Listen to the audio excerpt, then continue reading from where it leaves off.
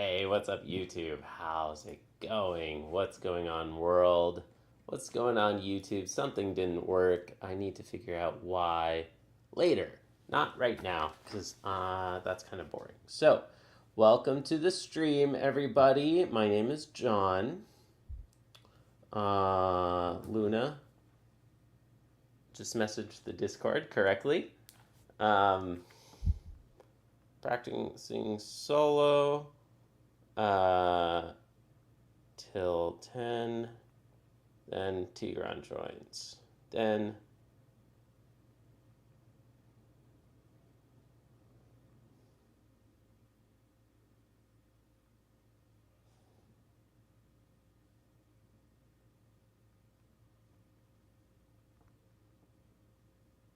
cool. All right, so let's do this. Let's practice the classical guitar. Y'all, I have an update. I have to confess, I am getting a little bit frustrated with the guitar lift. So we are going back to the other one. We're going to go back to the SageWorks magnetic guitar support. I like it. I mean, I think it works well enough for me. I think if I use the grip thing in the right leg, the guitar doesn't move as much as I expect. Maybe if I put one in the left leg too. Yeah, now it's pretty stable. It's not moving as much as I remembered. But I had it better. It felt better yesterday when I was practicing. Anyways.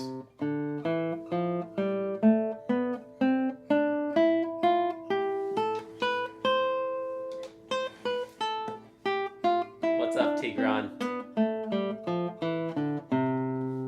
I might want to talk with you about supports, Tigran.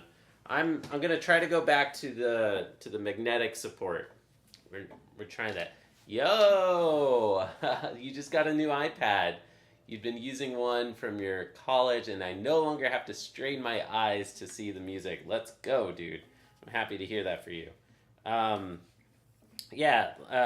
I take it that you got one of the larger iPads, like the 12.9, like the 13-inch iPads. Those are really good.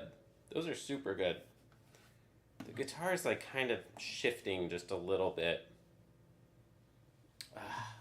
Yeah, 13-inch. Heck yeah, man. That's a huge improvement. That's an enormous quality of life improvement.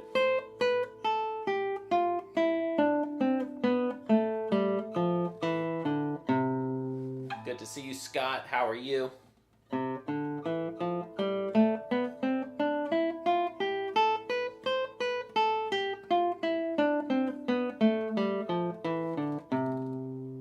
Transferring everything over, but otherwise it's great. Yeah, at least it's just a one-time pain, right? Nice, you have been practicing. What have you been practicing? What exactly?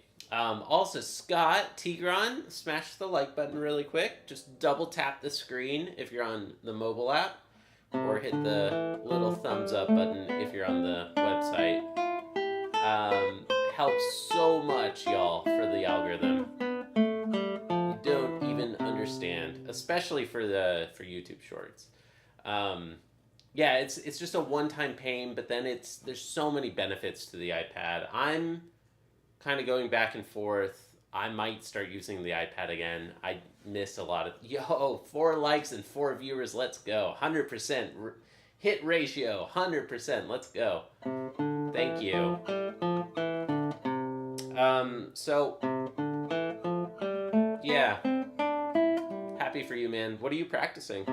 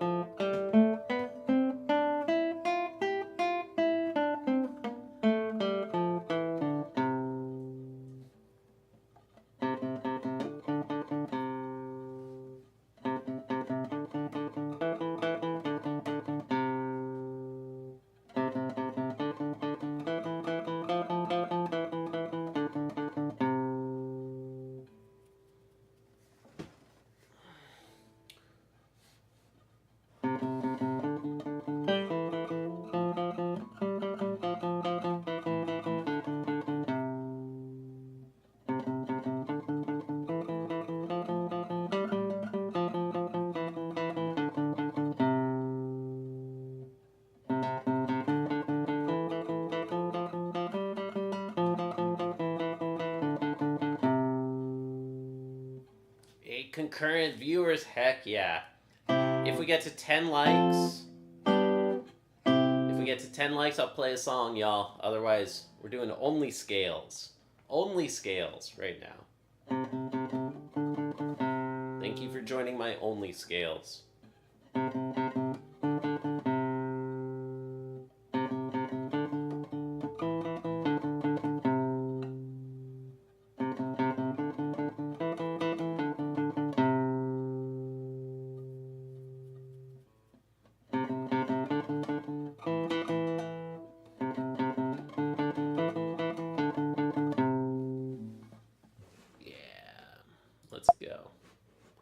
Let's freaking go. I'm excited for today. Today's going to be a fun stream.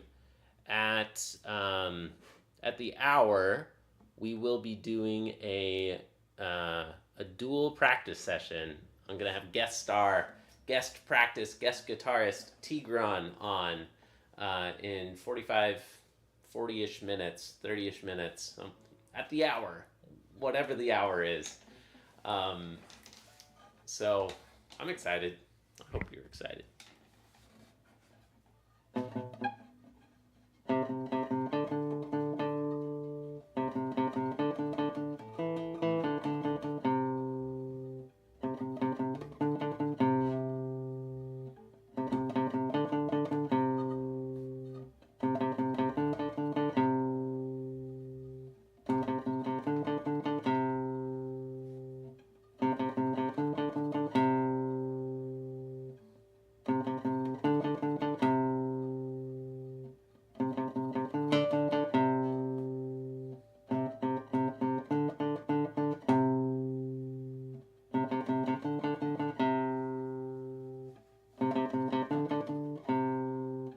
Some easy stuff. An Allegro by Giuliani.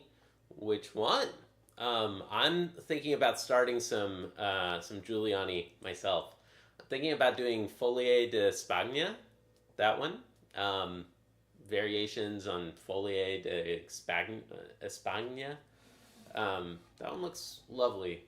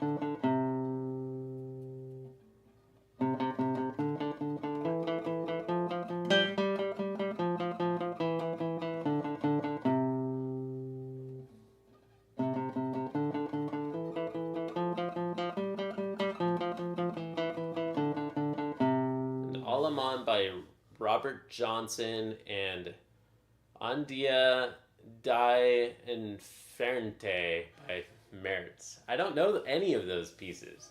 I'm excited for you, though. That's exciting, man. Happy to hear that you're practicing.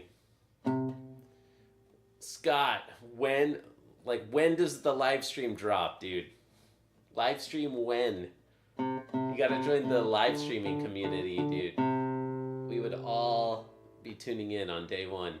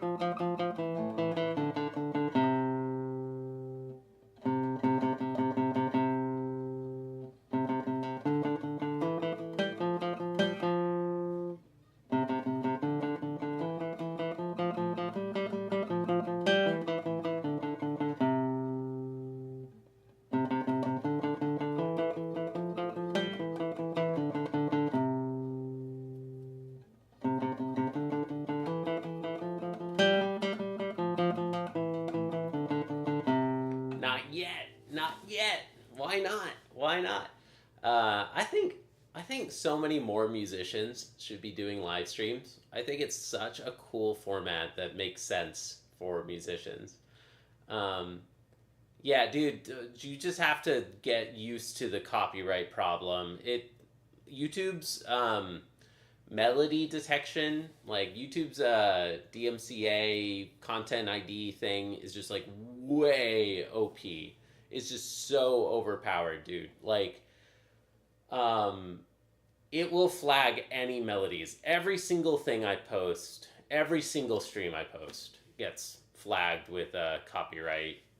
Like, it's not a copyright strike. You can keep posting them, dude. And for all of the public domain stuff, you can just file like a public domain dispute, and nobody ever reviews them. It takes 30 days, and then after 30 days, they get removed, and then you can monetize. But it only matters if you're going for monetization. Like, it does not matter one bit if you're not even monetized. So don't worry about it. Yeah, it is so damn annoying. I will complain about it the entire stream if people let me. If people want that, I will complain about it the whole stream. Yeah, it just removes it from viewership, though. No, it doesn't. No, it doesn't remove from viewership. It doesn't impact at all your ability to post it. I mean, unless it says that it's like taken down and that it's a copyright strike, but even that you can dispute because those pieces are public domain. But the ones that are like when you're monetized, there's like a dollar sign thing, and there's like a gray versus yellow versus green dollar signs. Almost all of this music that I play, it always gets flagged as like the owner allows it to be posted on YouTube, but I don't make any ad money off of it at all. Hey, what's up? Aliye2345. What's up? I wonder if 1234 was taken. Aliye. And did you go for 2345 because 1234 was taken? Yeah, Scott, I don't think, I mean, I don't know. I've never gotten a hard copyright strike for Adalita or any Carcassi, but every single time I post Carcassi, it always gets a copyright warning, or not warning, it's like it's a revenue sharing thing, so that your ad dollars are going to be split with the owners. They all set it to 100 to, or like 99 to 1 or 100 to 0, so it's not really sharing. But anyways, all right, yeah. Best wishes to your friend. I'm trying to make sure you're not about to make me say something horrible. Yeah, best wishes to your friend for their placement exam and interviews. That sounds, yeah. Sending really good energy to your friend, Nayan.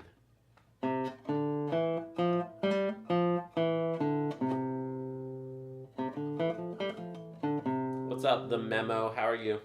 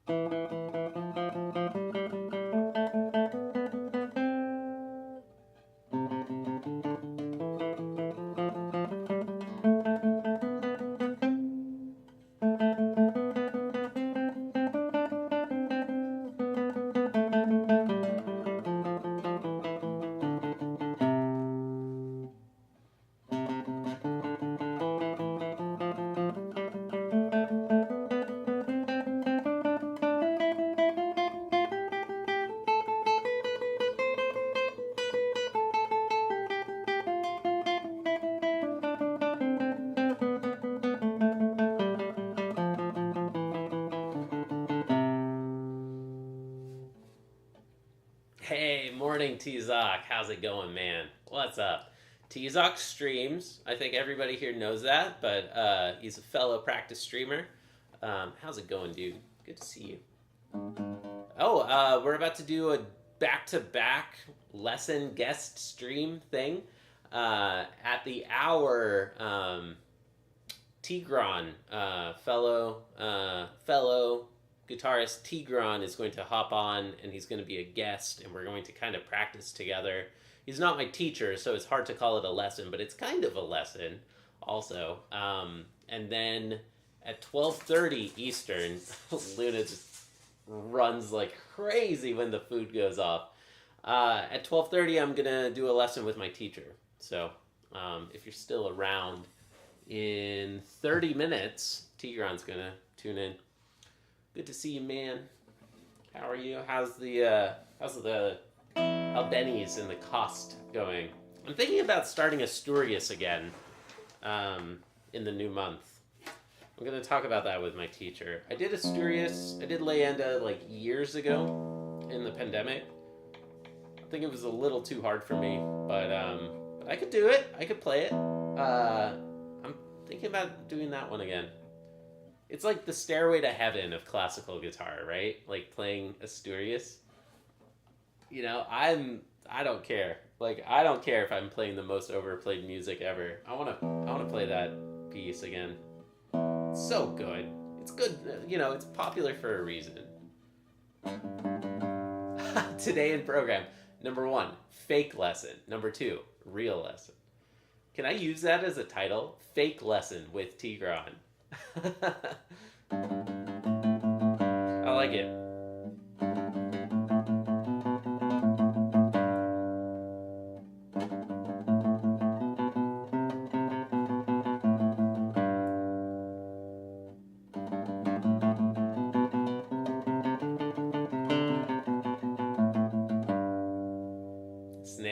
Snail pace progress, but progress nonetheless. I feel you.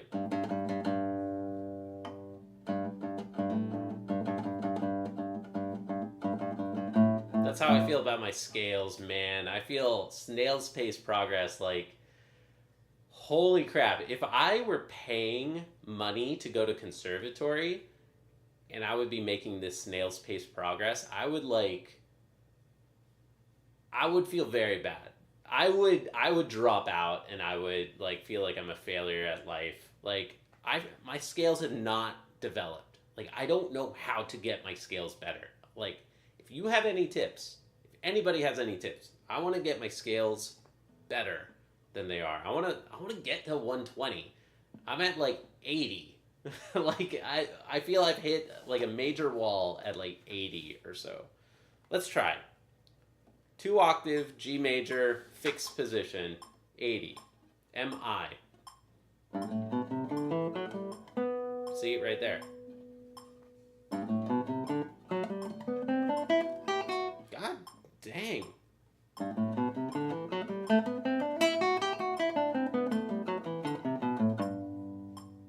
Sorta.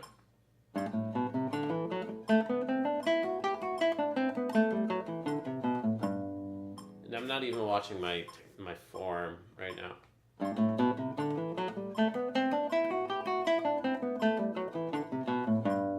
Like the pinky is really kind of getting tight, right? I'm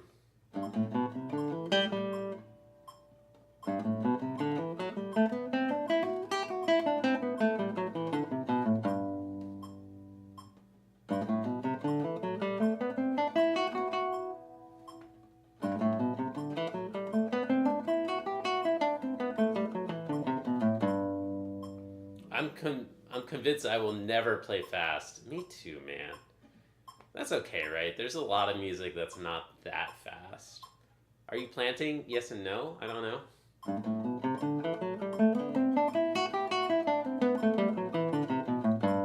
I mean, yeah, definitely I'm planting when I'm practicing, and I'm practicing slow. Right now I'm just kind of playing, and I am preparing the finger before playing.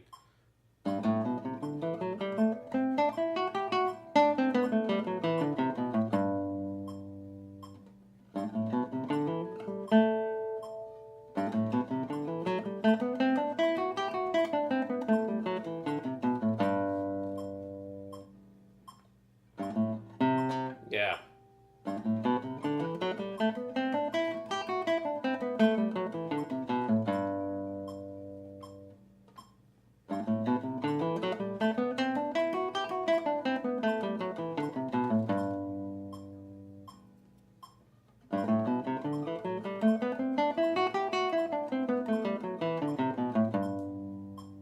Welcome to my only scales.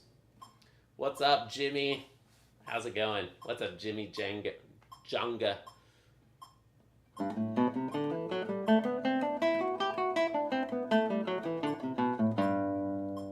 I think I'm just not practicing scales with a metronome enough. What about 88?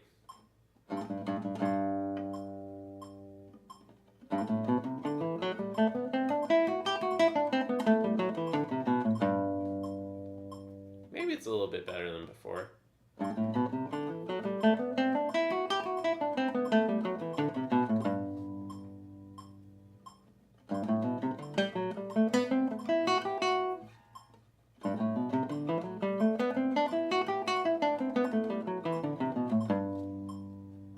Good yourself? I'm doing good. I'm doing good. Smash the like button, everyone. Just double tap the screen super, super quick if you're on the mobile app. Or hit the like button if you're on the browser. It helps me so much, everybody, for the algorithm. If we get to 10 likes, once we hit 10 likes, I'll play a song.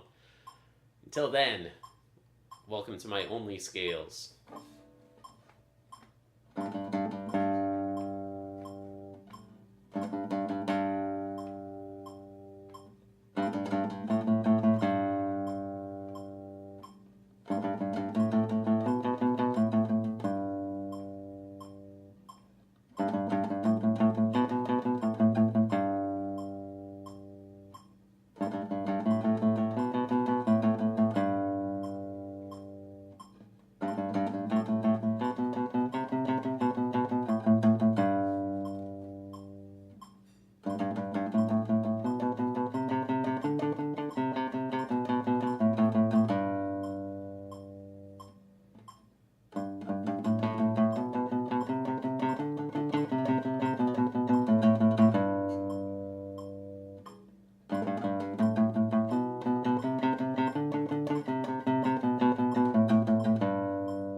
I think the problem is that the thumb kind of creeps in and gets in the way.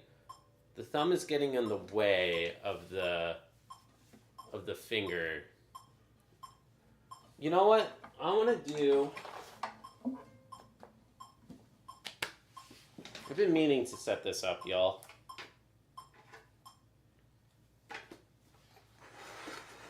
What I need to do... I re-uploaded and they immediately blocked it. Was it a short?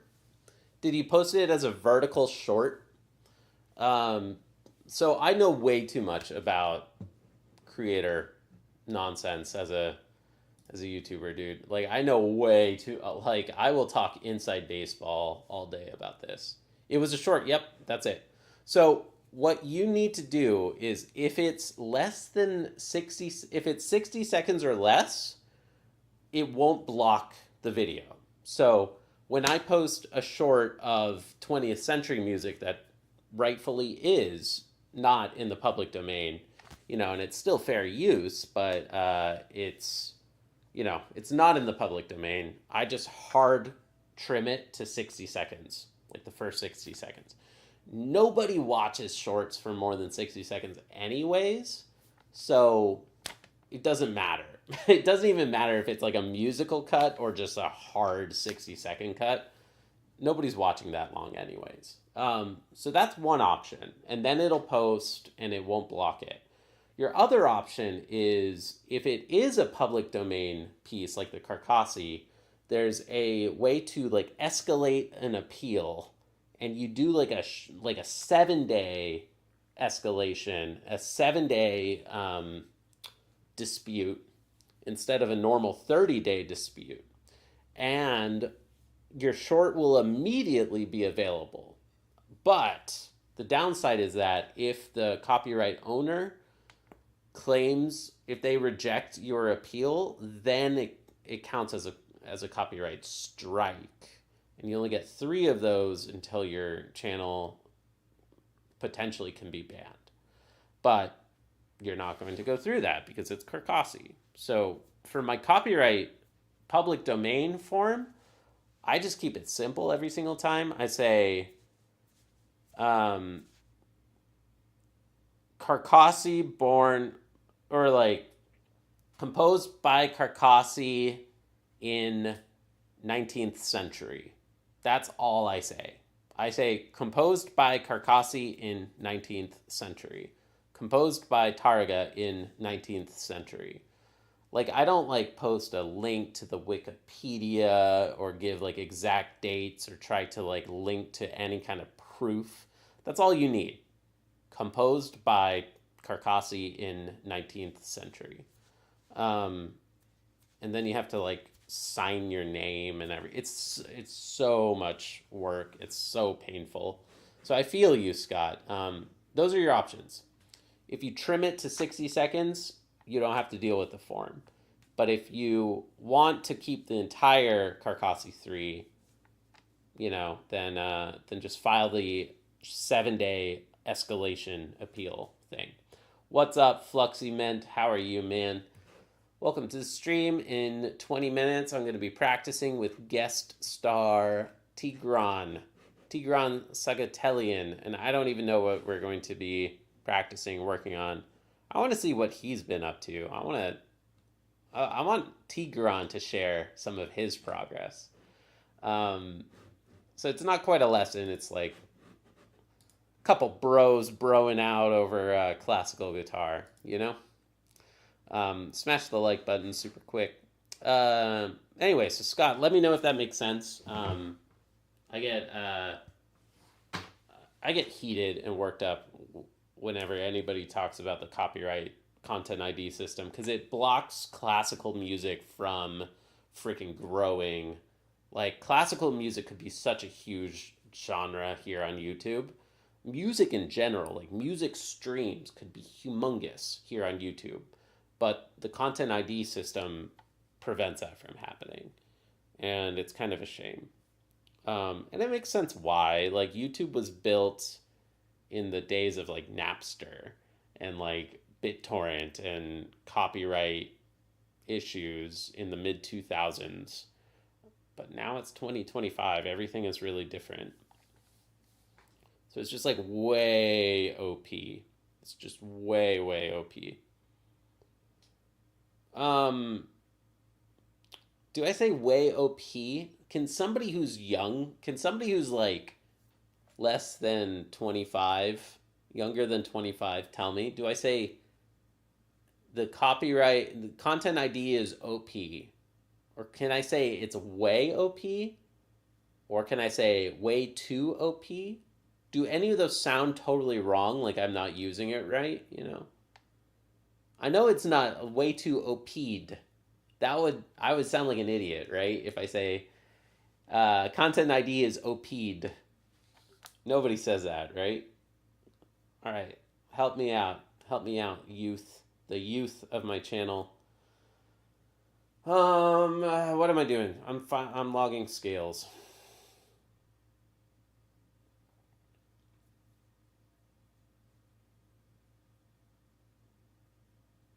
And yeah, collabing over here, y'all. Okay. We got 15 minutes until Tigran's on. I'm just going to be practicing scales. Welcome to my only scales.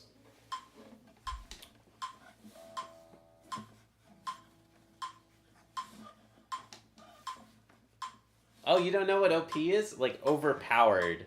You don't play video games, but I thought that it's like pretty common parlance. Oh, okay. Well, all right. Let's go. I taught Tigran something. You're younger than 25? I would have sworn that you're like 26 or 27.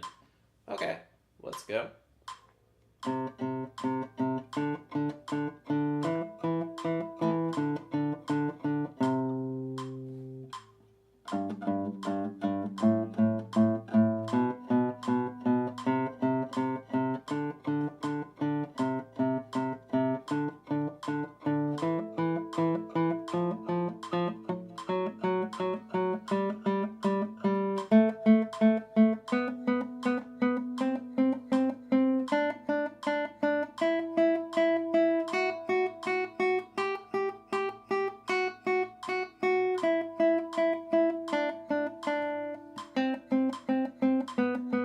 Dang, you're 23. Dang, you're younger than I thought, man. Oh, sorry. I'm sorry if that's like insulting. Because I always feel flattered when people are like, "Oh, you're older than I thought." I'm like, "Thank you." And I'm over here like, "I thought you were an old man, Tigran." Sorry. But no, yeah, like your maturity level or something. I don't know. Yeah, no, I can see it. 23. Yeah, makes sense. I'm bad at age, judging ages. Um,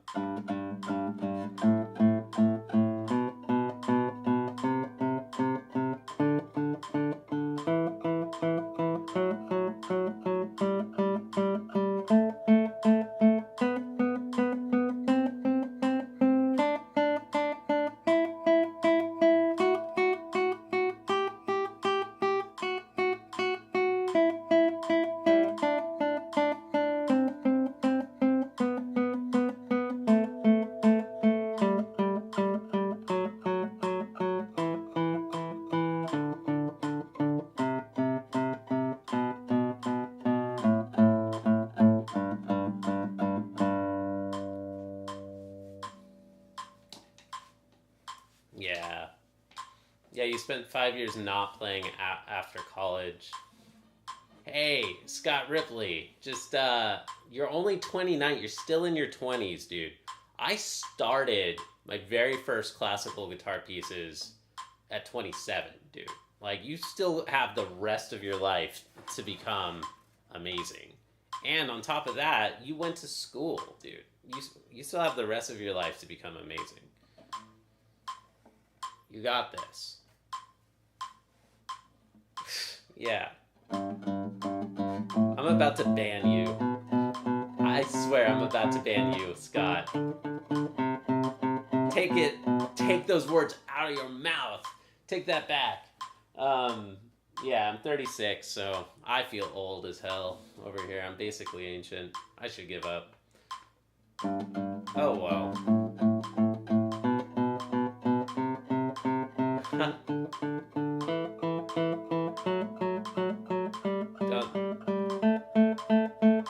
Tigran.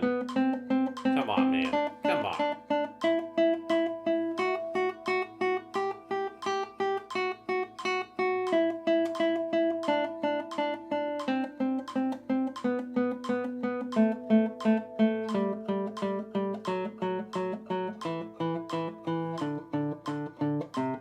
Jimmy's 37. Heck yeah.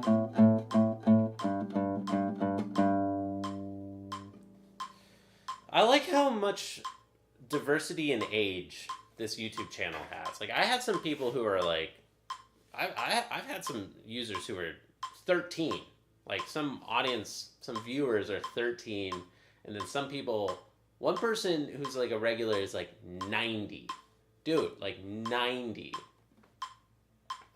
Like, I have people all the way from 13 to 90 watching this, like, consistently, which is amazing.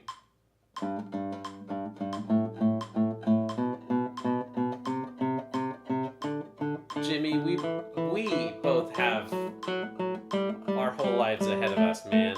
Come on.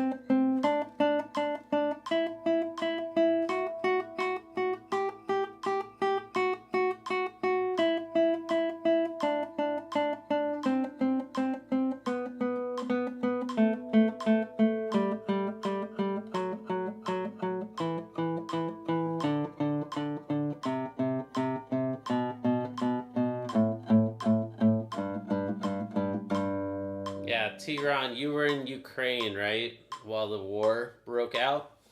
So, yeah, that's some heavy, heavy stuff. Um, Completely makes sense that you would want to get the hell out of there and drop your studies, do whatever you need to do to get out of there, dude. Um, yeah. Sending love, sending good energy to you, your loved ones, to Ukraine, everyone affected by these wars. Yeah.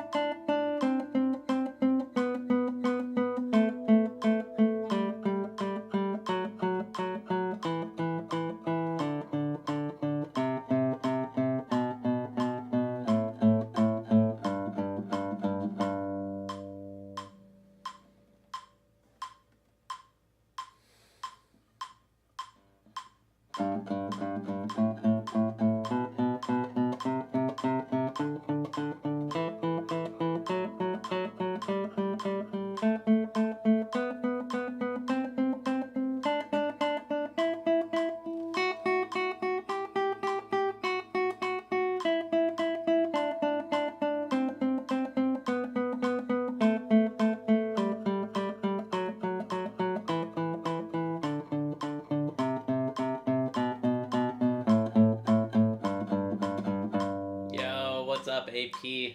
How's it going, man? How are you?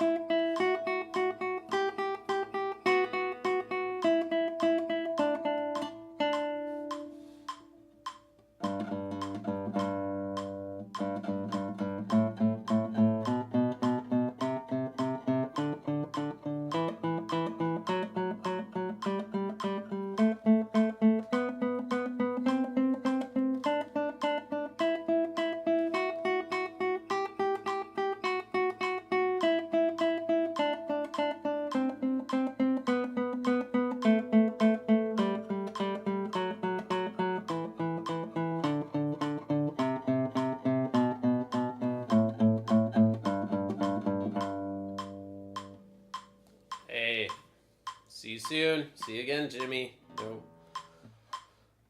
Thanks for swinging by. Loon.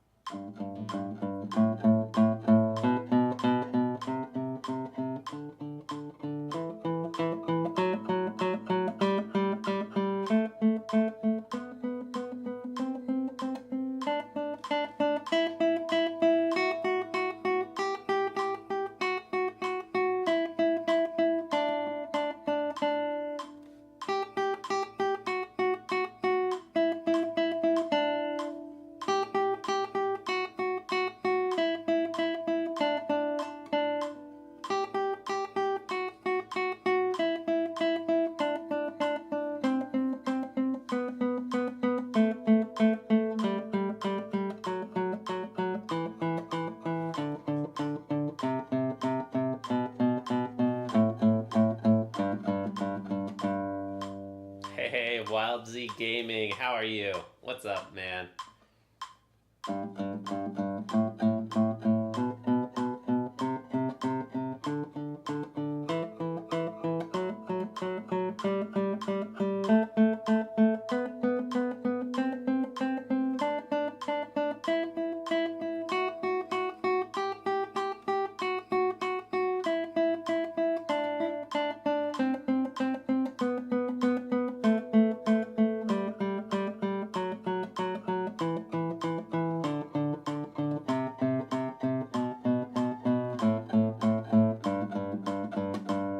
Nice. Going to the beach.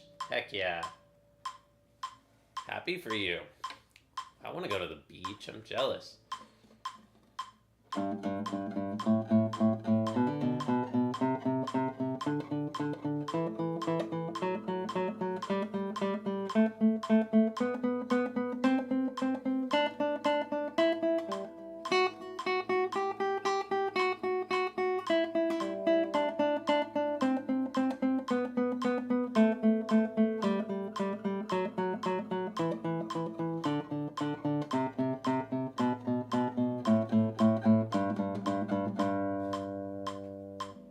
You got merch. Nice.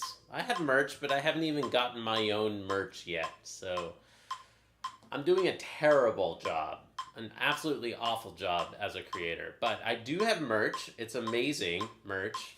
Merch.jcpractices.com if anybody wants to check it out. It's an Etsy. You can get it from the Etsy.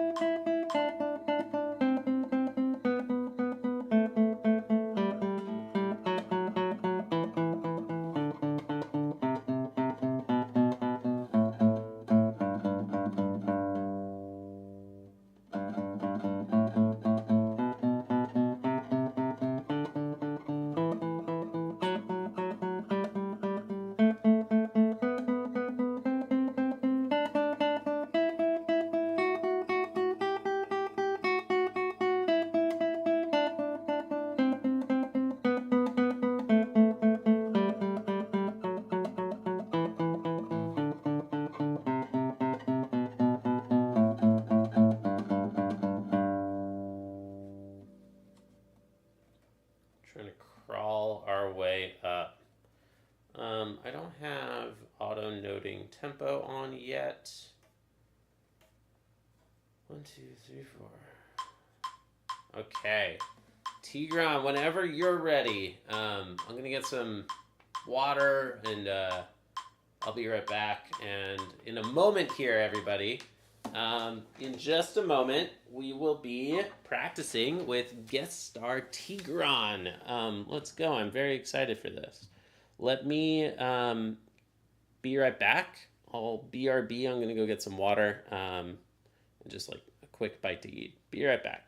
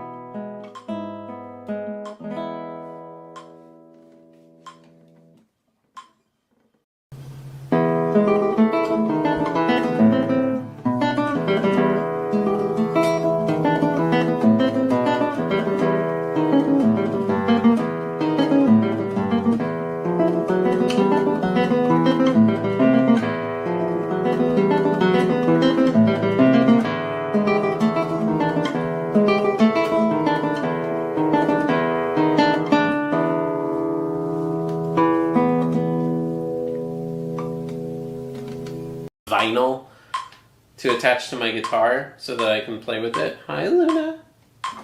Hi, baby.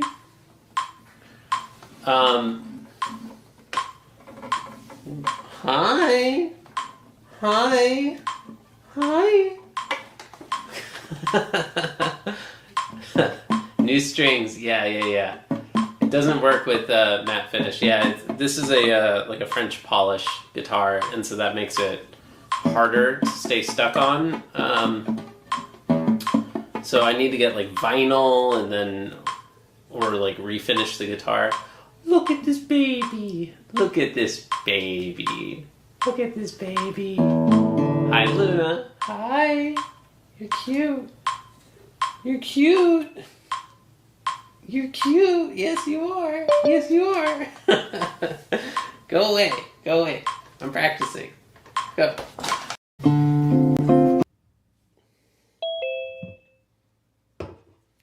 Hey, Tigran. What's up, man? What's up, everyone? What's up, YouTube? Hello, John. Yo. How All right. So are you let doing? me make sure everything gets set up correctly. It's not yet. Let's see. Oh, I don't have a button yet for switching to this special Zoom thing. How's it going, man? It's good to see you. Um, what piece is that one? That is that It's Metallica? no, it's just I love when you tune down the sixth string to the D. You have complete power chord on the whole single fret, so you can do stuff like Yeah. Yeah. It sounds exactly like something I know. Yeah. What is that? I don't know. I just improvising. It's like Sure. I Sure. don't That's know. awesome, man. It could Awesome. be like AC/DC or something like this. Right, right. Let me try to get chat up. I do want to be able to just like hang out and chat with people during this one. So it's like Right? the idea here. I think I mentioned it to you, but just for other people, like this is like it's not quite a lesson the way that like Sure. my lessons with Chris are. This is just hanging out with Tigran, and I mean I'll be asking you some questions, and I would like to see like what you're working on and things like that too. But yeah, Okay, sure. like we can like chat with chat and just interact a little bit more than with other streams. Um, Okay, sure. I opened right now the stream, the chat. cool. Oh yes, my computer handled it. All right. Yeah. Yeah, and the video is absolutely awful right now because I didn't think about chat until it was too late. Oh well. Yeah, so your computer's doing okay? I don't know, man. It's like the old man that is not doing good with his health. Oh no. I mean, it's like I don't know. It's worse and worse every single day, and I don't know. Yeah. Just I was looking for the specs of this computer and comparing it how Uh-huh. it compared to the top specs of the top components of the computer components in 2012 when my computer came out. Yeah. It was a $2,500 computer. Yeah, back then. Yes, and completely trash computer. Like I don't know. It's like I don't know. It's like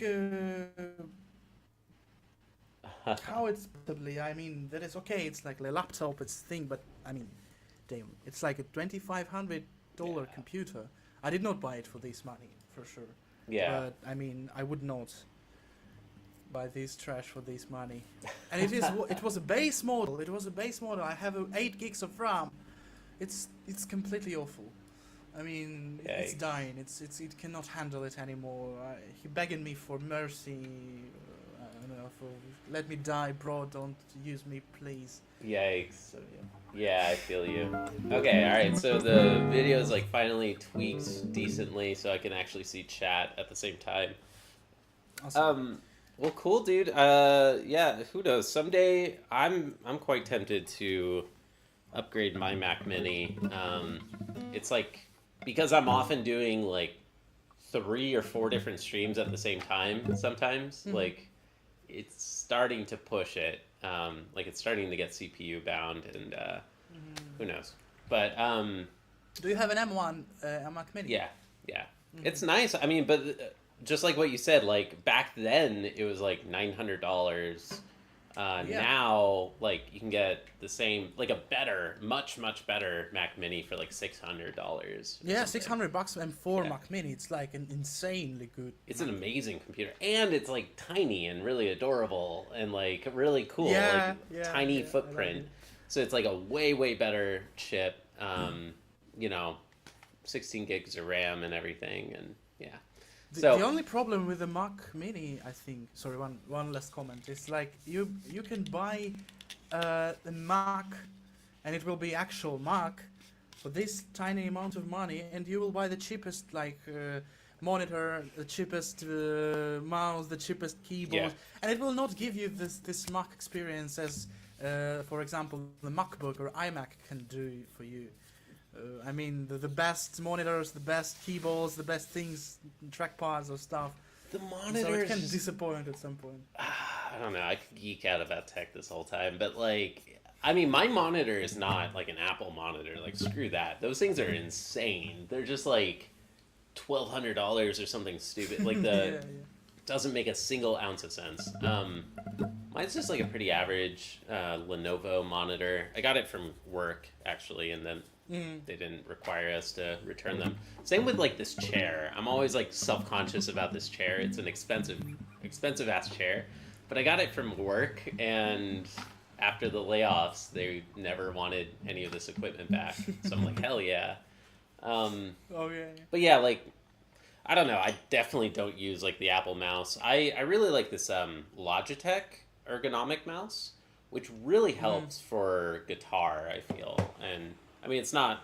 Oh yeah, the It's the not- hand looks guitarish on this. Yeah, it feels much more ergonomic as opposed to, you know, the like weird little puck thing. You know, it doesn't help.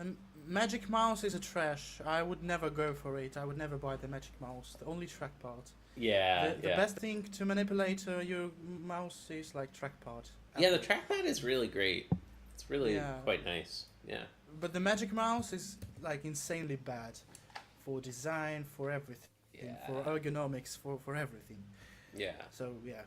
Hell. So, Okay. what have you been practicing lately? It's good to see you, dude. It feels like you were Same. all over, you know, in the streaming ecosystem for a bit, and you were doing streams. I love that like cityscape stream that you did, the one with like the Oh, yeah. sunset behind you and everything. I would love to see a short of that sometime. I could make that, but I'm pretty busy. I don't know. At some point. Yeah. I mean, maybe I will go in these days to stream there again. I'm not sure though, but I mean, I Someday. actually, yeah, I actually haven't been practicing a lot. I was like after the hard, intense working on Giuliani to play it for Chris. Yeah. I like exhaled a little bit, so I just keeping it chilly. Yeah. I know Yeah. it's not a good idea, so yes, I should like be intense or at least like middle level of intense, but I just released it all. So I've been working on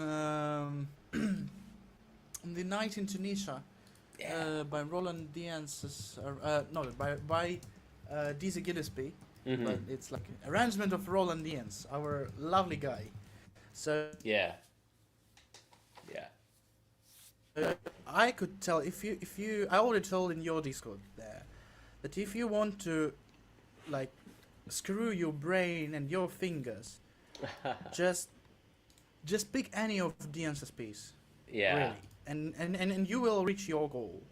Because this is the thing that I don't know, I put so much especially Roland Dien's is insanely good Mhm. and insanely bad at the same time for the endings of the phrases, you know, or the parts of the music. So he's the music very is going, specific, and then right? exactly. He's so specific, like with the markings. No, I'm not talking about the markings. I mean, he's a little bit crazy on how he ends his phrases. For example, look at this, the music, right? The pretty music. Sorry.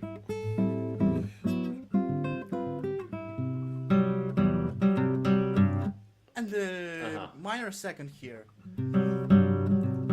Okay. So good. That is all right. Yeah. It could be like, comprehended by your brain really quickly, but then.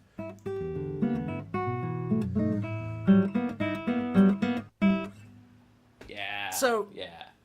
A bunch of more minor seconds. I mean, I think he's a lovely interval, and you spend a lot of time to understand those things, and as at the point you starting to understand this, you are just, oh my freaking god, this is so awesome. I learned so much, and this is all about Rolandians. You at first what the fuck is this, and then you go, oh, exactly here is this. So yeah, just it's absolute really hard. genius. Just like yes, mad genius. I've enjoyed every single thing I've heard from him. He was one of like three. It was really like him and Dusan Bogdanovich, who I discovered early in like my first couple of years of working on classical guitar, and I was like, whoa, like really contemporary guitar composers. I just fell in love with both of their music. Just really great stuff. Especially all the jazz arrangements, because I did jazz band a long time ago, and Do you wanna share some progress on Night in Tunisia or anything else? I can try play a little snippet, like a little part of it. So damn, that is really kind of insane thing, but I will try. Well, who cares, JC Practices challenge, it's not even done yet, like, go for it. So the first part, how it starts, is like the percussion thing, like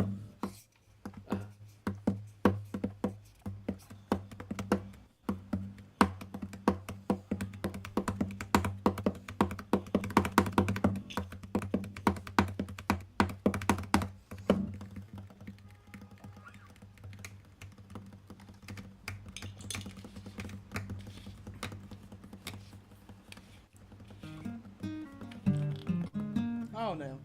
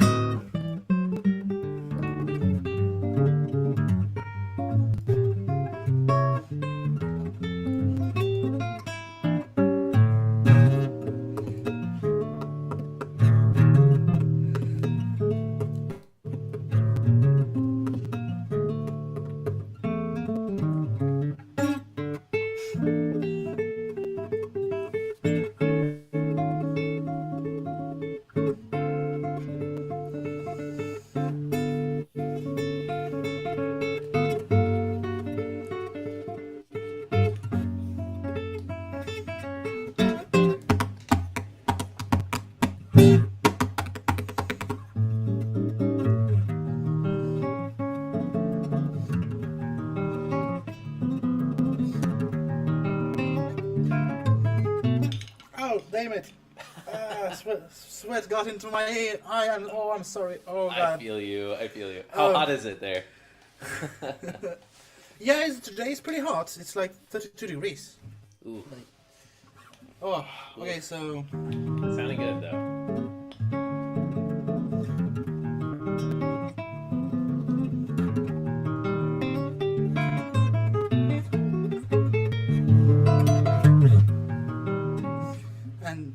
And whatsoever. So it's like I wouldn't call it even like the worst. It's like the worse than the worst. So it's yeah, it's so much work left here, and I mean there is a parts like I consider it like a good riddle. Uh-huh. The Roland Diense's course is like complete consists of riddles. So yeah. where do I put this note? Is this a melody, or this is like a harmony thing, or this is a bass, or what is that? What role is this note here for? What it stands for? This exact note. So Right. I'm here like there is a good parts like you enjoy it a lot, like this one.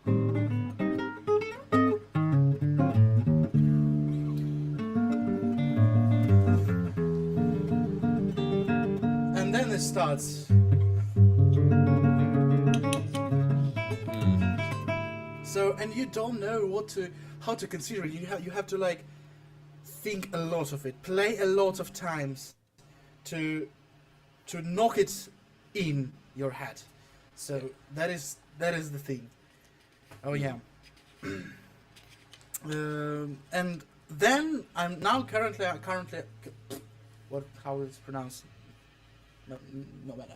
So I'm working on the thing. It's like a semi-percussional, it's like a finger style, like Martin style, or I don't know, Alexander Misko, like.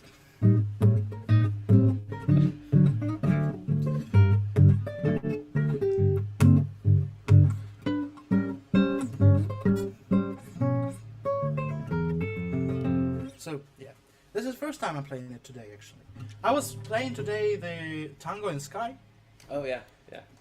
Yeah, so. Dude, I just love how you've learned so many Dion's pieces. Like, they're all so cool. And, yeah, I mean, that's sounding really great. Like, Night in Tunisia, that seems like a pretty big, like, a huge project. Have you played all of Night in Tunisia before? Or are you still in the learning phase of it? Like, did you used to play it and now you're bringing it back? Or... No, it's like the first time I'm learning it. I never Right. used to play it. I'm mixing up with Round Midnight. You used to, like, you do play Round Midnight, right? I play around midnight for like 5 years or something. Yeah. Oh, 5 years passed from that time. Mm-hmm. No, 6 years! Oh my god! No. Nice. Time, please slow down. I know, right? That's how I feel. Are there any other, like, really big major jazz pieces by Dion's? I mean, everything, like, I think he's composed so many, but, like, the ones that come to mind for me are Night in Tunisia, Round Midnight, and not as many people mention Nuage, the Django Reinhardt one, but I love that one as well. Yes. Also, his arrangement of Misty.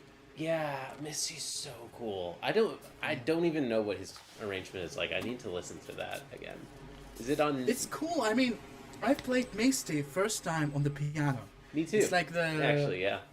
Yeah, it's I like played we it. have in all the college, in all the music schools and universities, we have the piano lessons. It's like obligatory. Yeah. You don't have to play like I don't know, like Rachmaninoff or Rubinstein, but you are Just kind of about fundamentals, right? Like... Yes, just fundamentals, because it's very useful when you teach.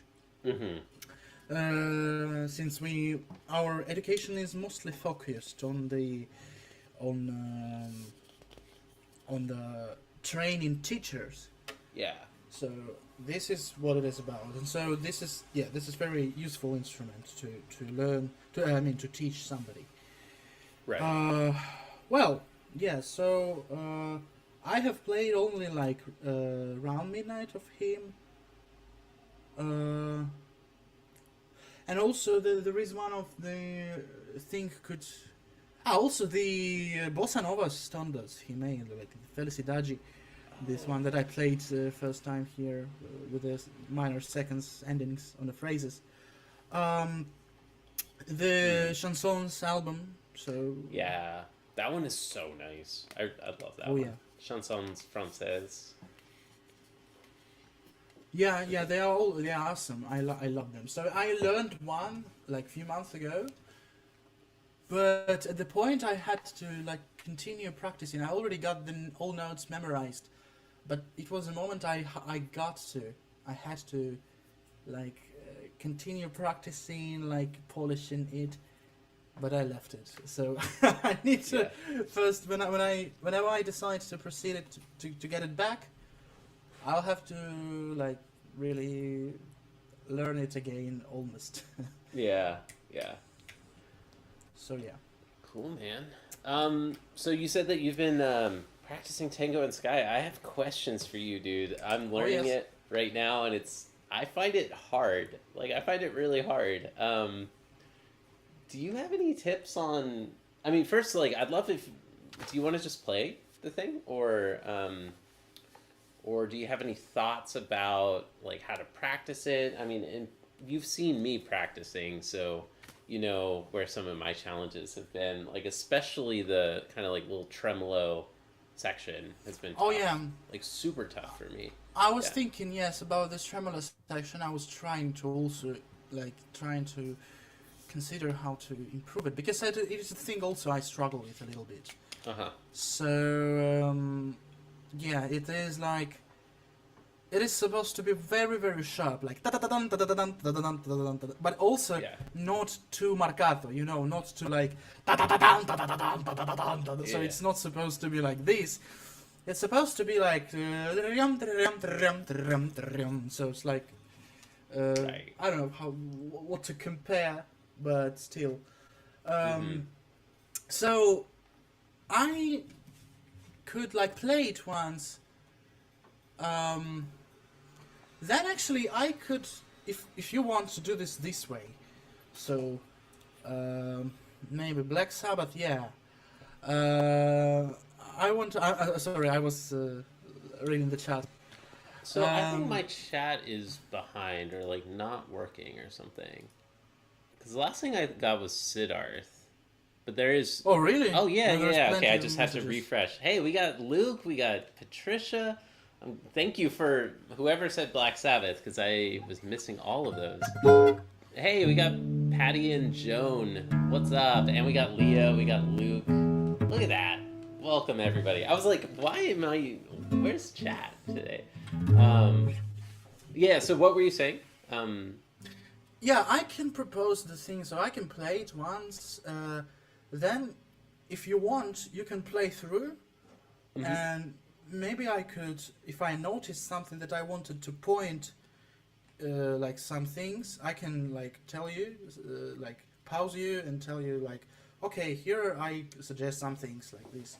So I think it could be like this. So if you don't mind, if you've seen the other thing, the other manner of doing this session, tell me, we can choose something else. I think that totally makes sense. Yeah, so start with you playing the whole thing, and then I play what I have so far, and then you pause me, give me some guidance. Is that what you're thinking? I love it. That is. Yeah. Sure, awesome. So, by the way, hello everyone in chat. Hello Luke, hello Heidi, hello Leo, Alan. Thank you for watching us. I'm about to play the Tango and Skai. And by the way, yes, I'm struggling today with my English because before this session I was 6 hours straight speaking Spanish. Oh. It was like, whenever you learn in the new language and it's not like native for you, it's like you have room only for one language in your head. So, yeah. That is the thing. I feel you, yeah. I'm still struggling with just one, so. Yeah. Yeah, I don't know why my chat is just not working. Sorry, y'all. Alright. Okay. Oh.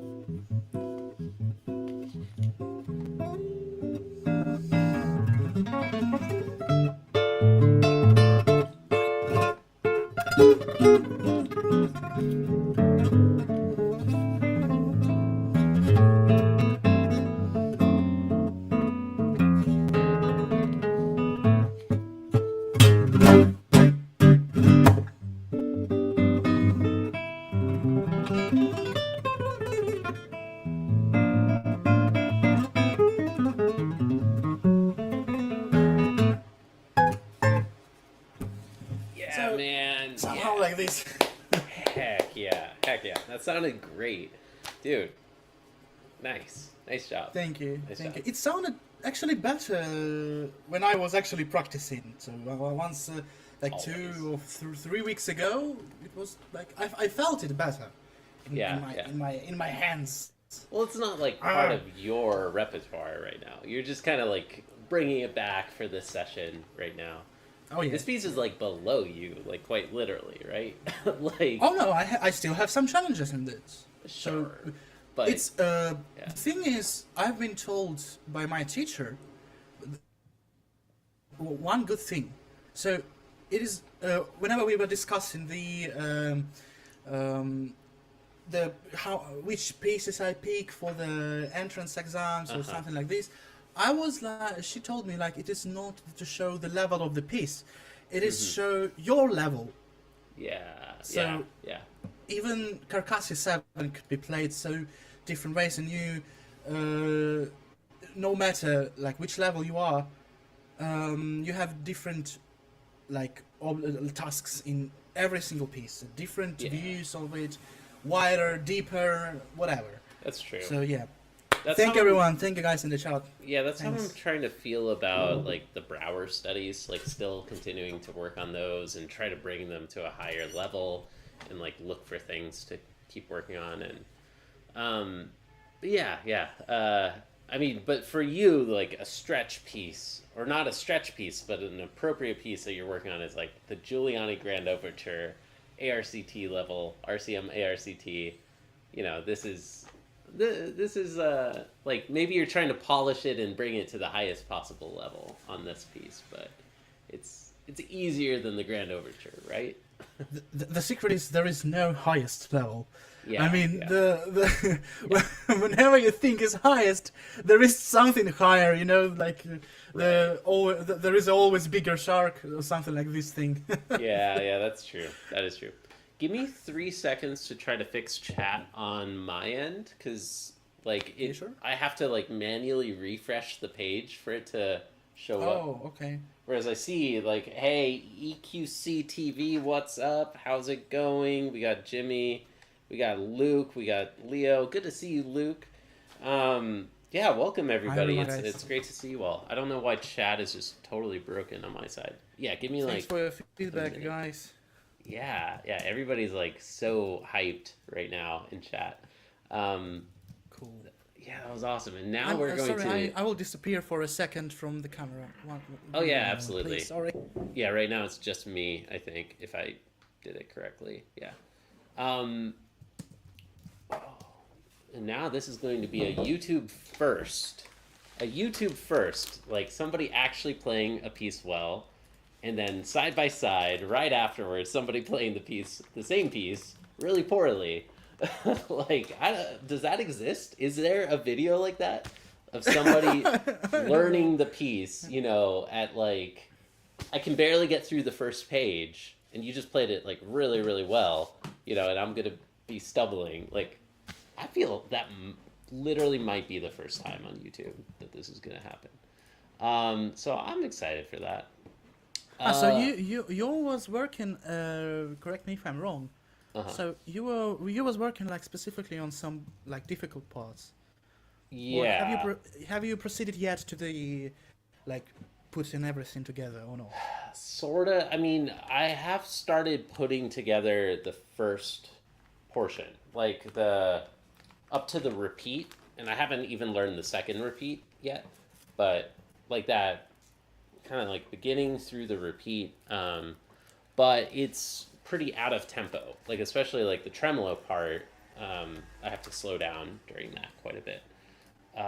So 1 second, just fixing the trying to fix it chat thing. Streaming is hard. Streaming is just like really hard. And I also have like 4,000 scenes in OBS. It's insane. I have so many that it's getting really hard. And like there's all the vertical scenes in OBS as well as the horizontal ones. So like and like keeping them linked together and everything. Sorry for nerding out about that, but no, nothing. Where is it? Don't you mind if I poison myself? Oh, go for it. I don't care. Yeah, it works for me, man. Don't smoke, guys. Yeah, don't smoke. It's really hard to quit, speaking from experience. So, yeah. Where the hell is Zoom tweaked 2 people? Okay, wait, this is the one. And I tweaked it, didn't I? You know, I have something like I'm not satisfied with. And let me do it real quick while you setting everything up. Okay. I did not play the this time while I was performing. I did not play any single time this passage correctly. It was like screwed up. Yeah. Yes, I want to do this. Like Yeah, try to fix it. Yeah, that gives me some time too. Is better.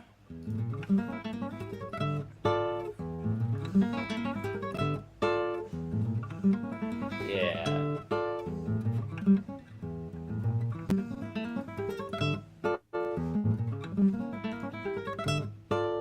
So yeah, at some point, the all guitar technique is about the accuracy and efficiency of every single of your movements. Right. That is insane.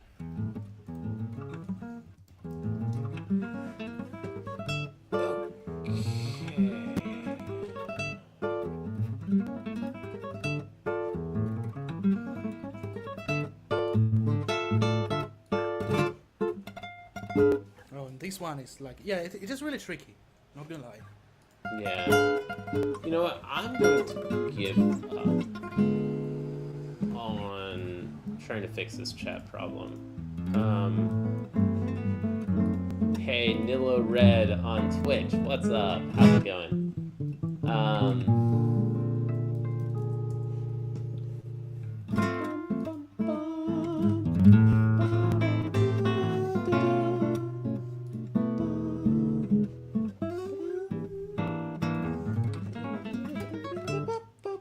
The fuck? Yeah. Sounding great though.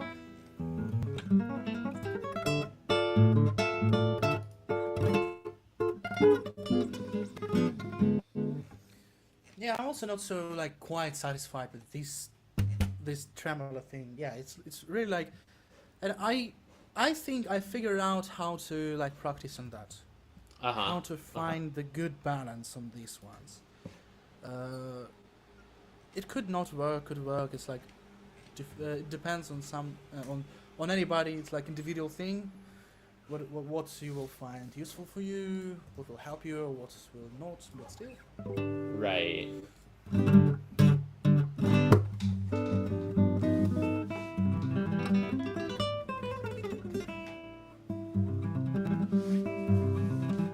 damn it.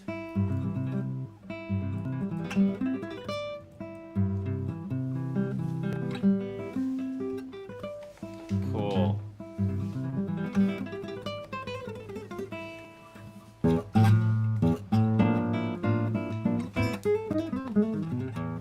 All right, Um, I'm putting it out. yeah, everything's still just kind of semi-broken on my side, but it's good enough. It's good enough right now. Yeah, dude, all that is sounding really good. As you said, I've mostly been still kind of like practicing like the hard parts individually and separately. And my thought is that I want to try to get them to like actually a reasonable tempo. Like, so I'm tracking with a metronome on the 16th note, and trying to get the metronome on the 16th to 200, which is still slow compared to, you know, it should be like 240 at least, right? Like the score is marked 66, so that would be like 264 even. But you know, like I'm getting stuck around like 144 or so for the tremolo part especially.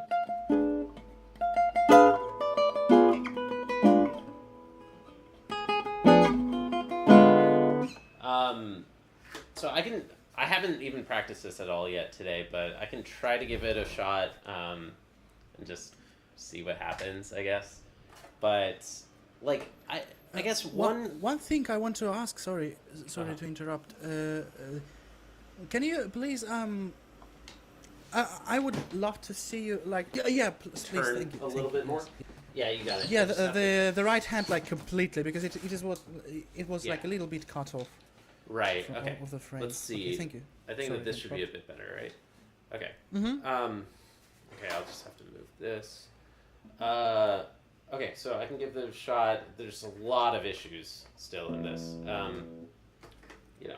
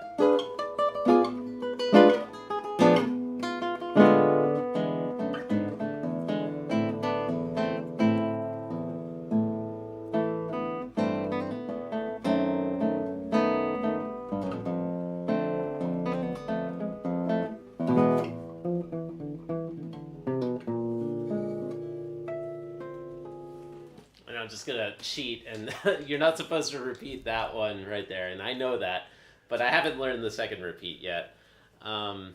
So a lot of issues, right? And for me, the hardest part is just that this part.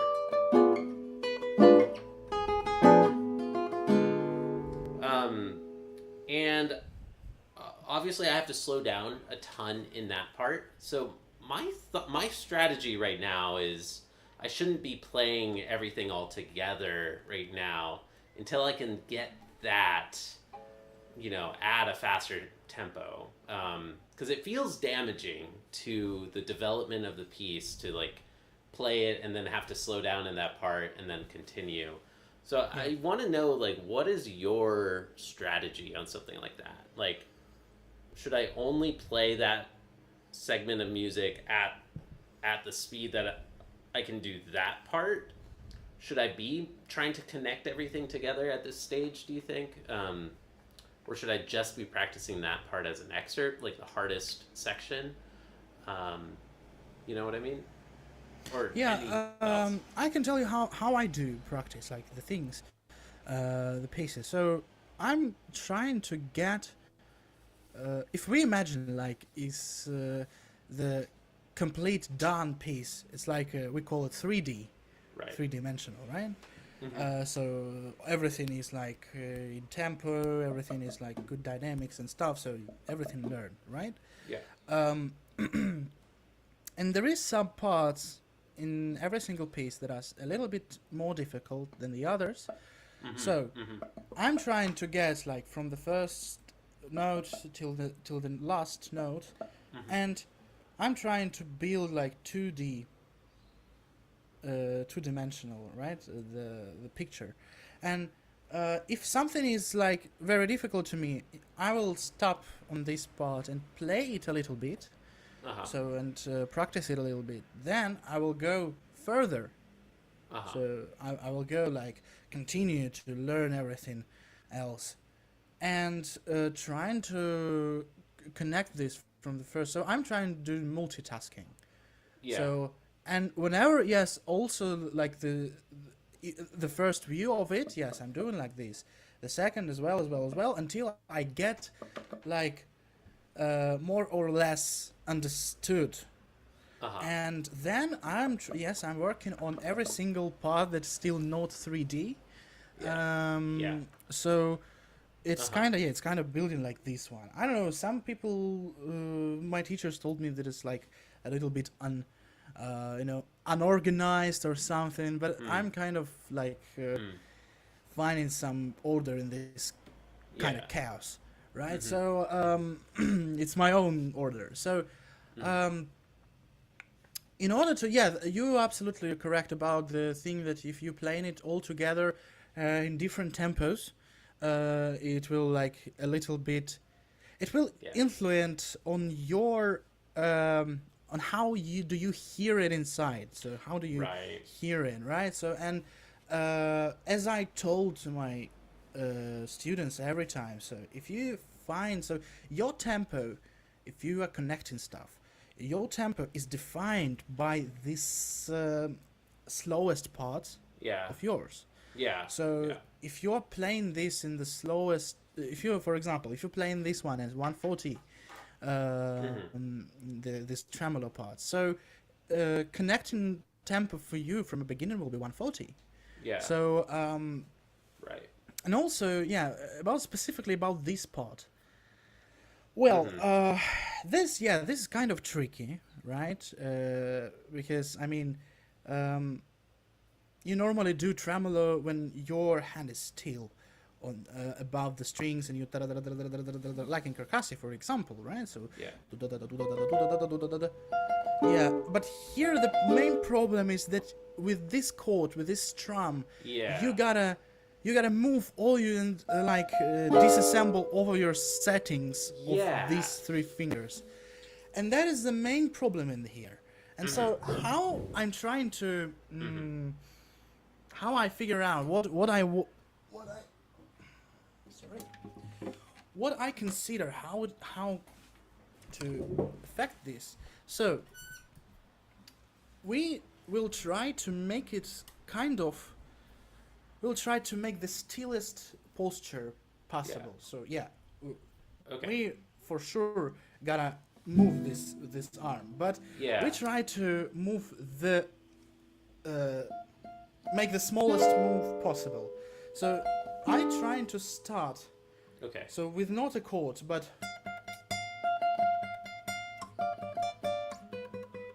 I see. On the thumb on that string as well. Right? yeah. So it kind of brings the stability for me. Then, yeah. Okay. Yeah. Then I bring the 2 strings, so and find the position. And I'm also trying to find the position. But there is like a kind of a wrist turn, right? Like kind of like a wrist motion to do it. Or Yes and no. So like the smallest amount needed, or are you moving your from the elbow down? finger as possible. Okay. So I short it to the finger. Why? Because yeah, I'm trying to find the stillest thing. But the Right. problem is you cannot use only finger here. Yeah, Why? it's- Because It's hard to do that while like targeting that top note, right? yes, Because I can do so- the bottom notes fairly well in the full chord, but then it doesn't really hit that.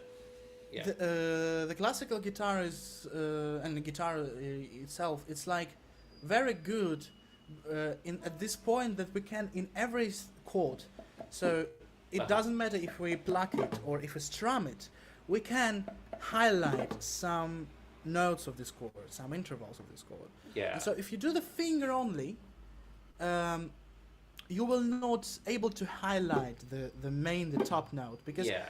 all you want to hear and all you want to be heard as ratatatam tatatatam tatatatam tatatatam, not tatataboom tatataboom tatataboom tatataboom. Yeah. So, That sounds wrong. Yeah, completely. yeah, and so here why I suggesting this is because like it, and then add, so practice like this a little bit, so not so much, then add the third. Yeah. So it's the reason why I'm doing that is I'm trying to find the sweetest possible posture for first goal is to find the less possible movement with the second thing, highlighting the top note. And so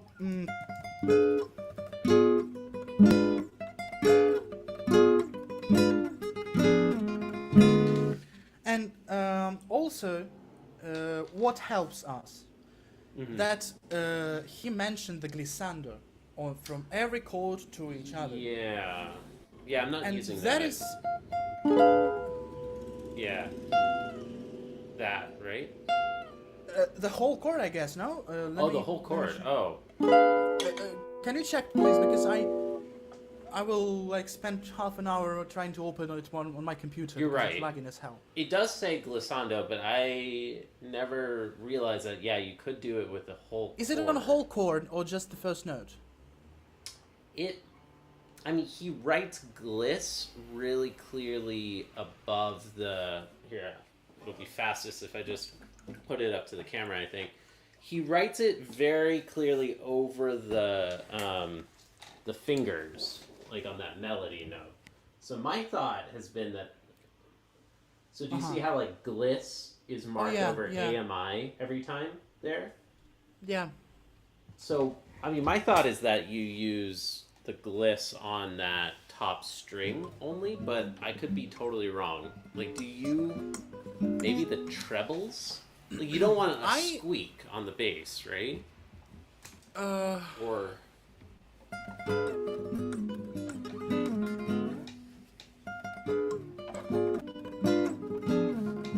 Well, yes. If you want to avoid the squeak, it's better to do it with the first one. But I think I would go for that squeak, especially if we are playing this like intense part, like like this one, right? Sure. We're playing this, and okay, a little bit dirt would not like make a big deal. Yeah. But why I'm playing this with a whole chord? Why I'm doing the glissando with kind of whole chord? Why? Because look, I'm playing this one, right? So, and I'm trying to move to the initial position as fast as possible. So, Okay.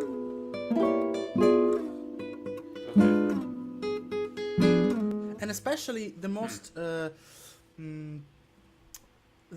so initial position for me is like touching with the thumb and with the A finger. Oh, so, yeah, okay. Really?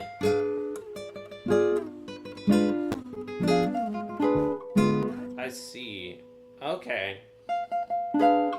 Maybe having the thumb there would give your hand a lot of stability that I'm lacking, I think.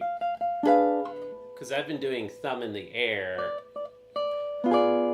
Yeah, because you kind of like supporting these 3 fingers with your thumb. Definitely. Yeah, that feels a lot more stable just immediately.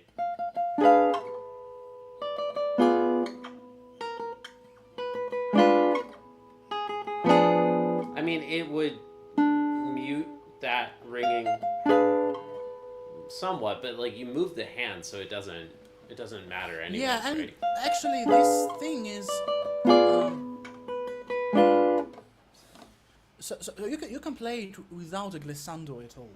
You can do it, so it's your interpretation, so you can hear it.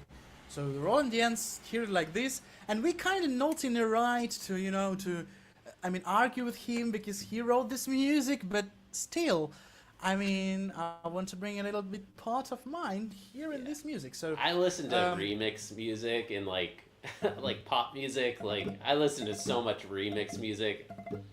I respect like staying true to the original composer's vision, but I also love, remixing and doing something completely different than what they intended. So yeah, I'm okay with like going against like something that's written down. That is completely good. So I think music would never be developed in a history if it will not be out of the original thoughts or original mainstreams. So yes, the thing is, the thumb will give you more, and so you can do it without. So you can do it without the glissando at all.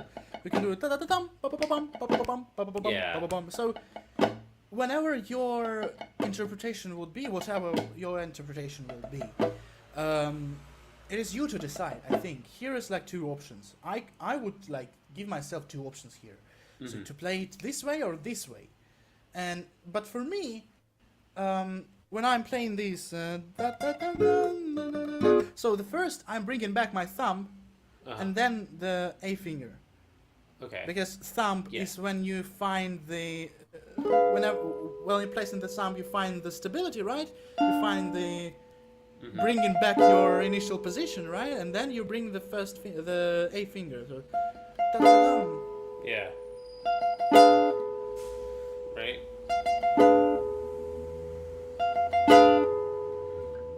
Maybe. I think. Yeah. Okay.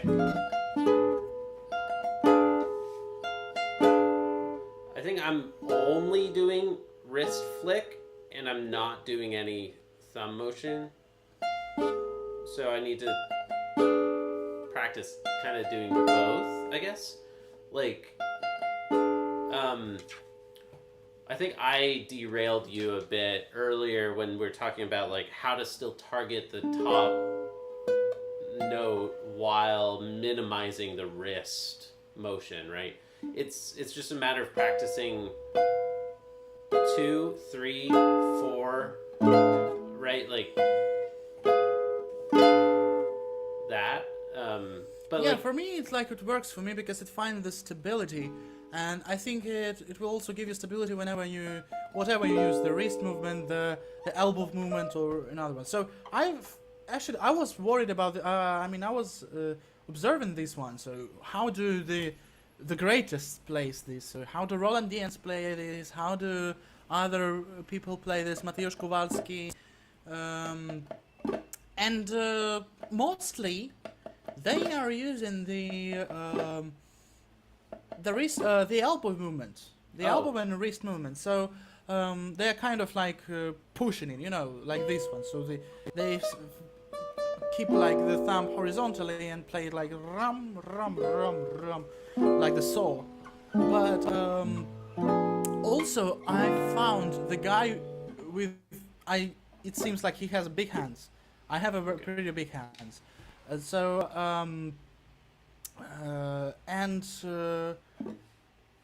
that means that you can keep the same level of the power because you have a big hands, right? Powerful big hands, and without actually extra movements.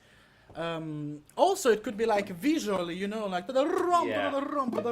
so like it could be a visual interpretation as well. But here I prefer more like the audio than visual thing. Yeah. And then I think so.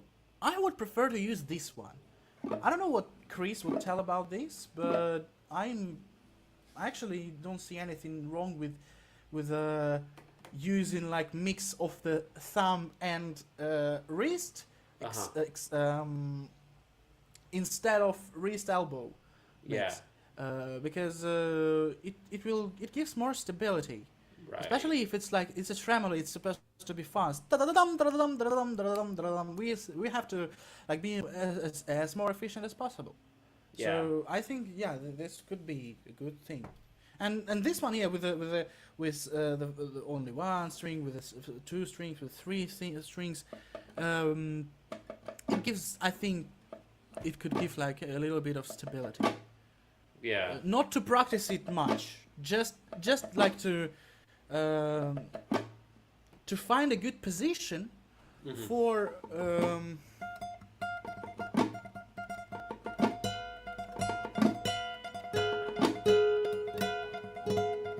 your thumb, for your wrist, how to place it. Yeah. I think my thumb is like a little long, and that's like, it's just kind of catching on the strings, and it's like. Yeah, that is the trickiest part. I also today, actually, while I was thinking of that, I shortened my thumb. Yeah. Right. Like I think that it because, should be like if it's way shorter in this section. Oh yeah. Like it really helps, right? Yeah. Yes. But my hand structure is like so that if I in this part, yes, I don't need a longer nail thumbnail. Thumbnail.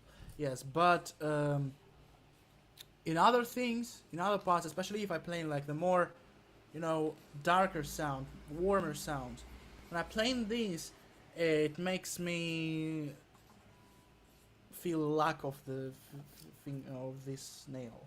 Yeah. Because this is how, I don't know how it happens, but yeah, mostly if I shorten it more, it will be just less used. So I will really have to reach deep to find this one. Yeah. So Yeah. it's kind of when especially in these moments like.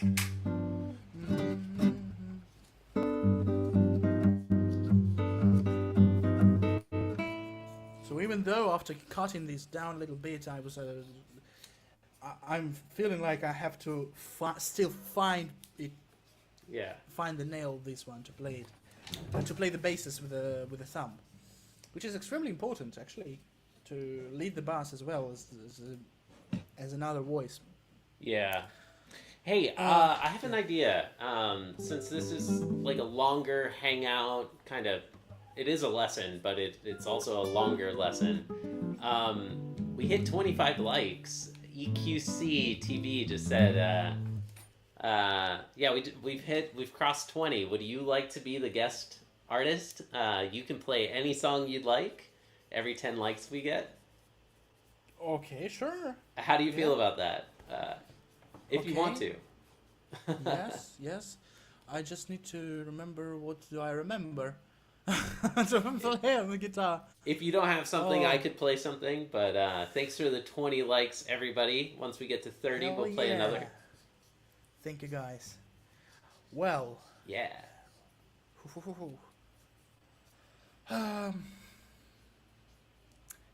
It's weird whenever you're being asked to play something or to name your 5 favorite movies. Right. You're forgetting them all, and then in 1 hour you just correct, I could play this one. Right. It's okay if not. I mean, I'm like really putting you on the spot right now, just like unexpectedly.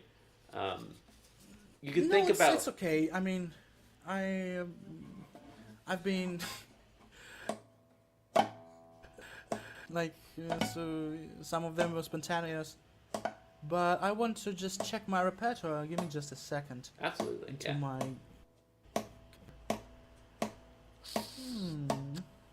Da-da-da-dum, ba-da-ba-dum, ba-da-ba-dum, ba-da-ba-dum, ba-da-ba-dum. While you're looking at that, if I could ask while you're doing that, I'm teaching Old Man Silencer as a private student, and he was starting to work on Verano Porteño. Have you played that one, or you do Primavera and I did. right in Invierno? Is Verano Porteño like as hard as those other ones, or? No, not really. Uh-huh. Mostly these pieces are, especially from the.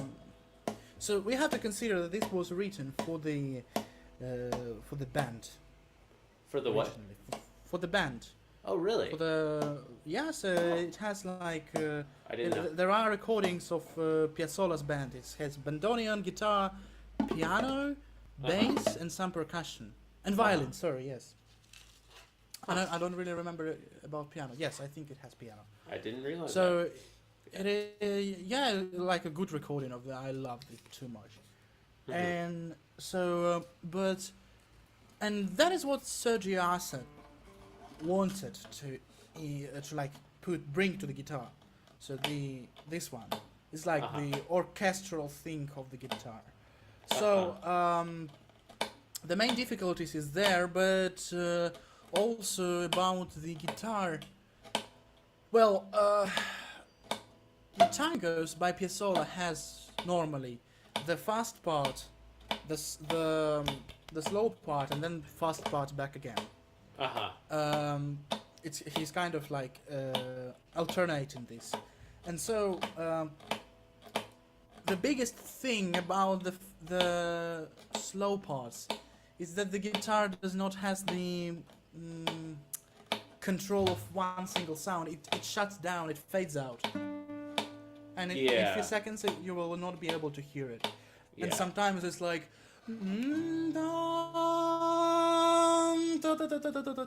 there is a specific moment in the, I don't remember if it was a Verano or Primavera Porteña, when it was so emotional thing. It started to clip on the recording, like really like overdrive the microphones. It's like so freaking emotional, and it warms my heart every time I listen to it. But we cannot do this on the guitar. Plucking one sound, and we have to consider and imitate this somehow. But the strongest part. Yeah. No, the tremolo he used like let me see. So, when was that?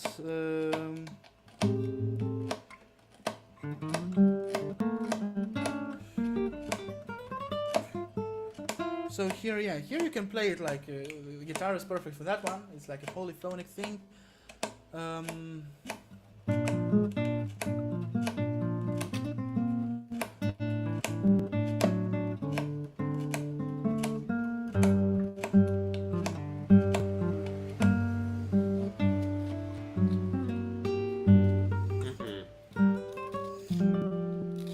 So you have to somehow maintain the melody and the things to bring it, bring some life in it. Even though guitar could not make the dynamic, differences in one single sound.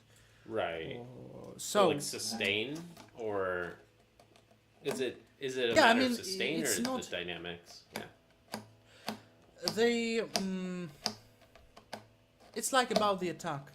It's like about the manner of nature of the guitars,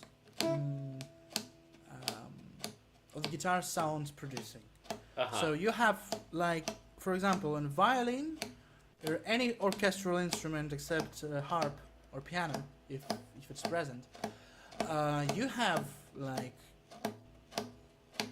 you do something with a bow, with your blow, or anyhow else. Until you do it, it sounds. Whenever you stop blowing on or moving your bow, it stops. Yeah. And guitar is like. Yeah. Right. It sounds until it's not done, right? So it's Mm-hmm. and with this one we can try it with the voice. So I can do this one single note, so with different dynamics and different color. So I can do like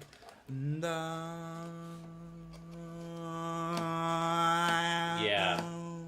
So I can like alternate it, and I did one single sound. The guitar is impossible to do that, as well as piano, for example.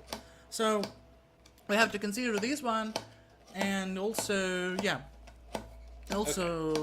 it could be like the biggest issues of playing the slow parts is that. Yeah. So we have to kind of trying to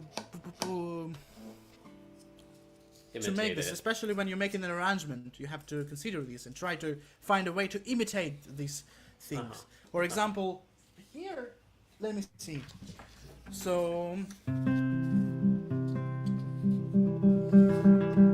here I do like do. It's a Giuliani? No, it's like a C major chord, like. Oh, okay. So I'm doing this by the accompaniment. So the note that I plucked here is like almost done, but I'm trying to imitate this by doing the crescendo on the accompaniment. So it's like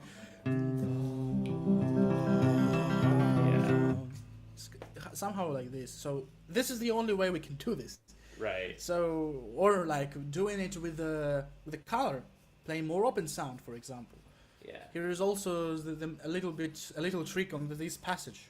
What I'm doing, because it's good to split it for 2 times, right? Two daga daga daga daga daga daga daga daga dum. So we can split it for the 2 parts of this thing. So, and since it's a fast passage, you cannot really push hard on your fingers, right? To pluck the hardest. Yeah. How do you solve this problem? Right. You're just playing it with open sound. Yeah, you just you keep it playing light in order to play it fast. Yeah. And so how do we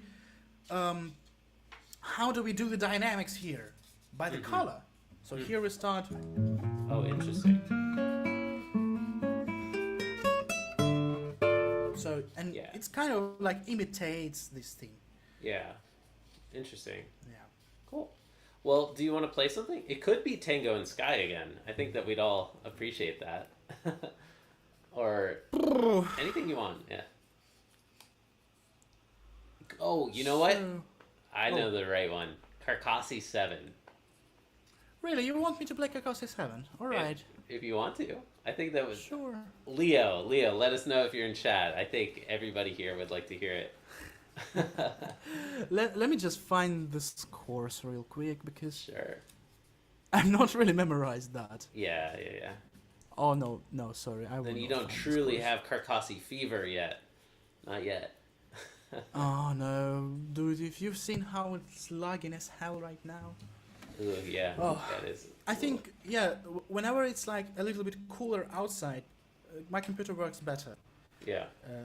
So now it's hot enough. Right. Well, let's try.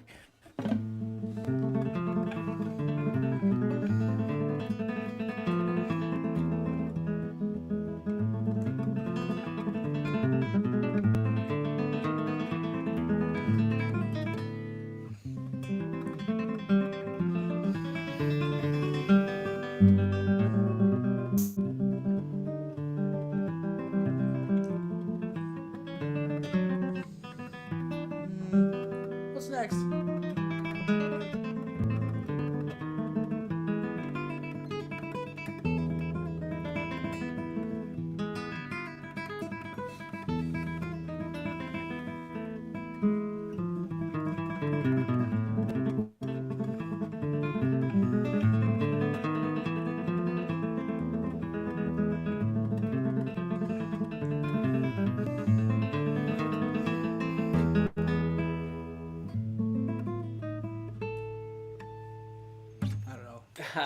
Yeah, man. That sounded good. That sounded great. Nice job. Nice job. You know what? Skittles in is order like- to satisfy the Oh, Skittles is saying... Oh, go on. I'm sorry. Yeah. in order to satisfy the Circassian fever, I have one more of Circassian. Sure. Yeah. Please do. It's like an Andantino. I don't know if it's like it has a number of opus, but still, Okay. I think it's lovely. I have been learning this back then in music school days. Uh-huh.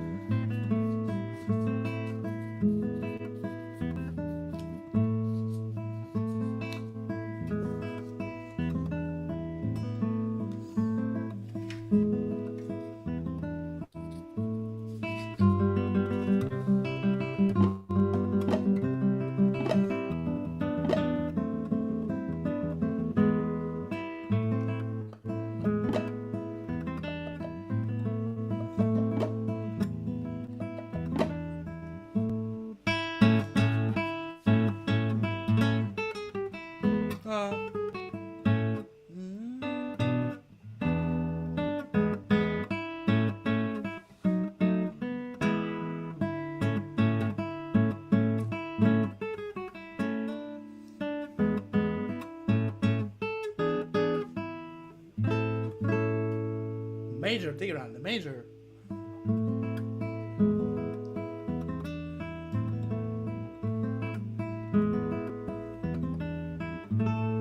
Somehow like this. Dude, that sounds so cool. And that's one of the 25 studies? Do you know if it's part of it? Not sure. Yeah. I know. I tried to find it. Sounded I good. have like the PDF file. There are like 14,000 pages Oh, wow. of guitar solo music. Oh, wow. And there are all of Giuliani, all of Circassi, all of everyone. Uh-huh. And I didn't find it there, like numbered or something. I literally like scrolled down every freaking Circassi piece that I could find, and this one that I found is in a Soviet book, so which I I see. was studied with. Yeah. Got it. Well, hey, that sounded great. Thank you. Thank you for that. Once we hit 30, Siddharth just said, I want to battle between you two. Show us your best. There you go. There's your best, Tigran. I'll play something else and we'll see. We'll get a vote. We should create a poll in the chat. Okay, that might be. Yeah, I need to renew my repertoire. Yeah. Cool. Well, yeah, let me try to run through this tremolo thing a couple times. I think Okay, sure. after working on the thumb, I think that's going to help smooth this out. And then I'm not going to be able to do it at speed, but just feeling like the stability and like planting, at least like while practicing. So maybe I'll like practice it a couple times at a slower tempo and then try to work it up, I guess. And I don't know if that makes sense to you. Yeah. Sure, of course. So the main point of practicing slower is to able to find something that works for you. Yeah. Right. So that Okay. is completely. All right. So using my app Mujo, I track these different excerpts and I track my tempo for everything separately. And so I know for this measure, I'm at 138 is my recent high score, right? And I can easily track that across many different parts of Tango and Skai and work on them separately before like putting them together. So everybody download the Mujo Exactly. or put out the like. Better do both. Or better what? Sorry. Or better put in the like. Put the like button. Press the Yeah. like button. Both of those. Or yeah, do both yeah. better. There you go. Yeah.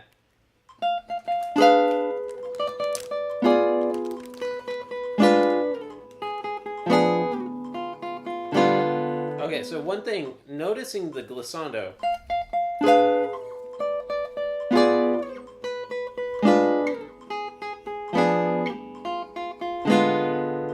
If if I'm practicing like this slow, would you...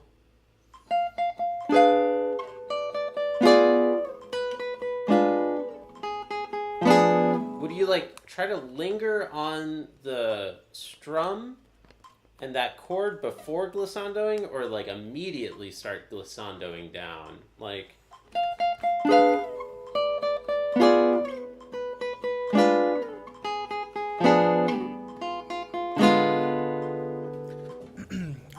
I gotta try this. Sorry, I need to figure Yeah. out.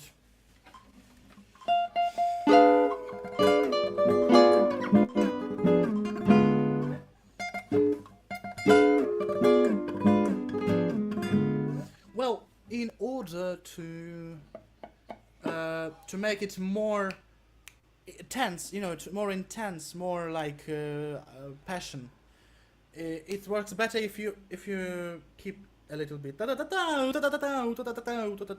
do like a little bit like this. But at this tempo, I guess I don't know if that matters. I think in this tempo you can live without a glissando at all. Okay, but it feels like practicing it now is going to help for later on. It's instinctive, right? Like... Well, maybe I need to, because for me it's not a problem to add a glissando a little bit later. If you feel like you want to practice this, that is completely fine. Yeah, I think So- it so- works for me, but like immediately start shifting as opposed to like waiting, like 1 1 2 3 1 2 3 1 2 3 1 2 3. Like, you see what I mean? Like waiting, like 1 2 3 1 2 3 1 2 3 1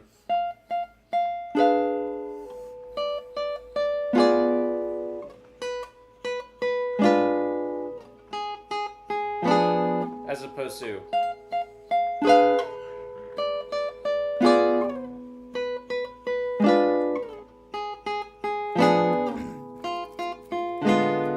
like quickly, immediately starting the shift. Because later on, this is going to be so fast that I should have it be much more continuous, right? So- like more... In order to prepare it, for example, because if you made it like immediately, you have more time to prepare it for the next chord. Yeah. And and later, I also did not get it like from the first time. I needed some time to play it like a little bit more straight, and then I found this opportunity like so I liked it. So I tried to like play it as my main. But in order to, if you want to practice a glissando, I think it will be better if you like play it immediately. And then Yeah. if you find this idea of playing it a little bit with delay, if you find this idea good, you can add this. I think it's not a problem. So Okay. yeah. Well, yeah, I think it's going to be so fast that I should just try to feel it, like, from the beginning.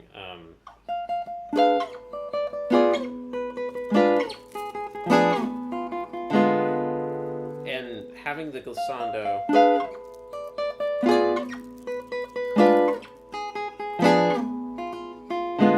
and feeling like the ring and thumb...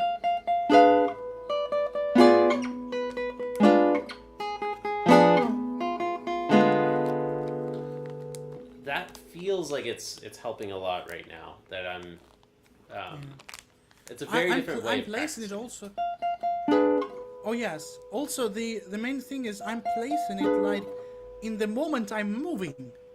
Okay. So and already when I'm in halfway to the next chord, I'm already have my finger placed. I see.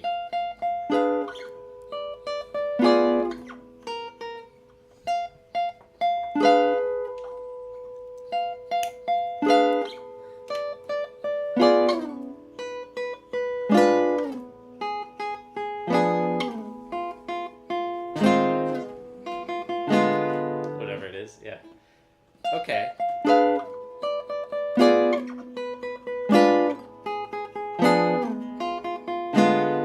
Yeah, all that's feeling a lot better, and also just working on the thumb shape, like the nail shape. That's also helping smooth out the thumb stroke quite a bit. Let me try a little bit in between faster. Can I do 75%? That feels...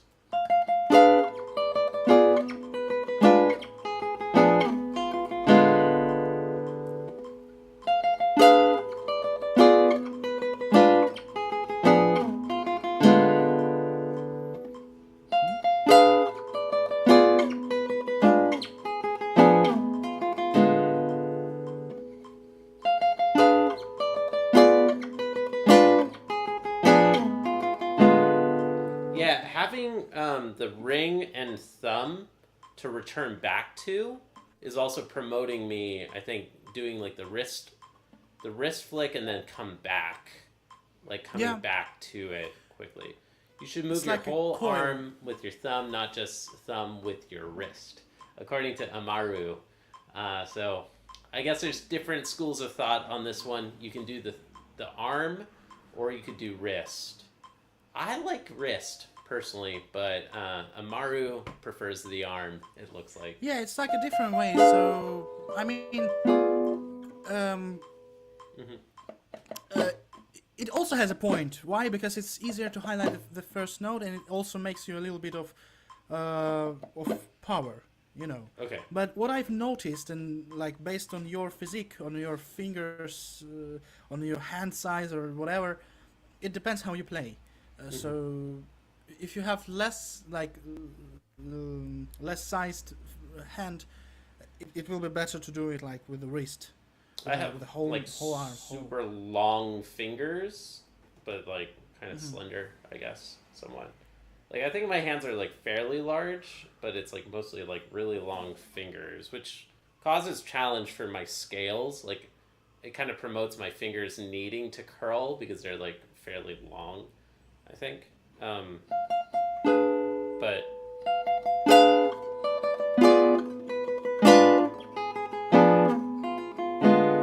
I don't know. Yeah.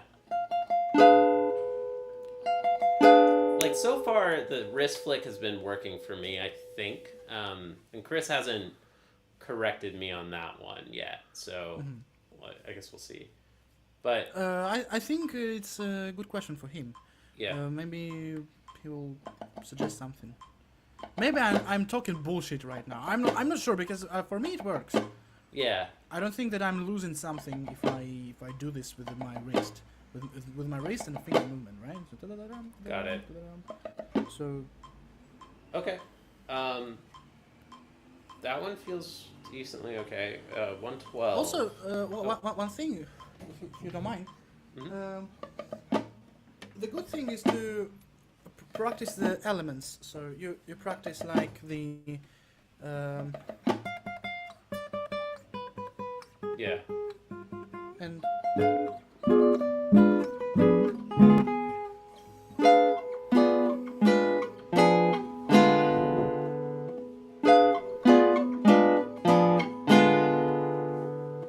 Yeah.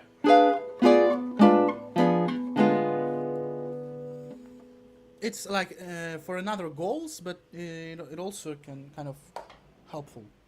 Uh-huh.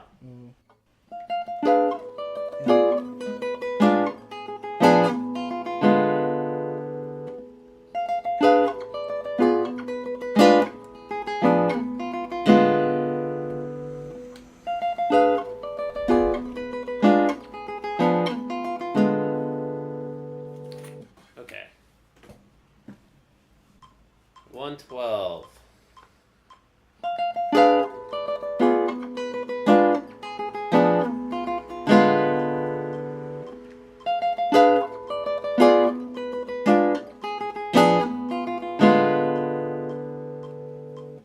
I think that's still feeling okay.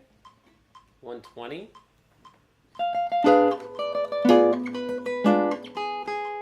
That one's getting...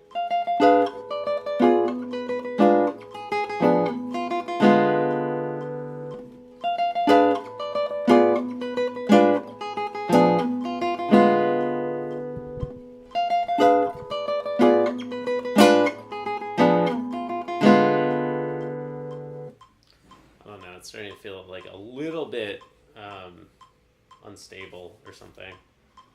But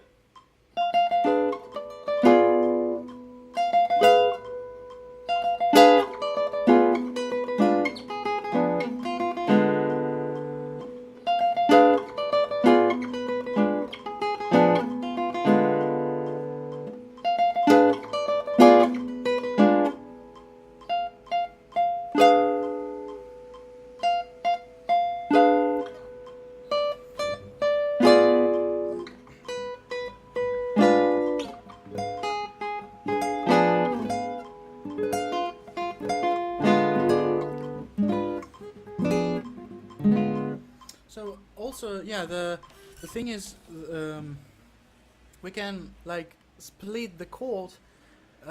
Think of it like a little bit in 3D. How do we do it? So we uh, inside of these chords we could make a crescendo. How do we? So to in order to highlight the first note, the top note. So so we can do so the less pressure on the first strings and increase it step by step till the second the first string. right. So it's like it will be like tenderly here, like da da da. So if we do it like this, Right.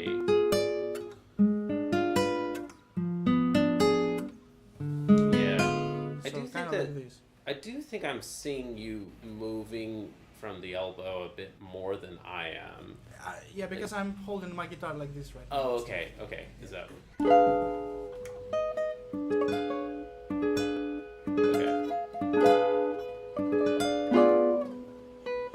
okay? Okay. So it works for me because like my thumb also a little bit like I don't know how it's called, like a little bit below, right? So not so far from those fingers, but so I can move this.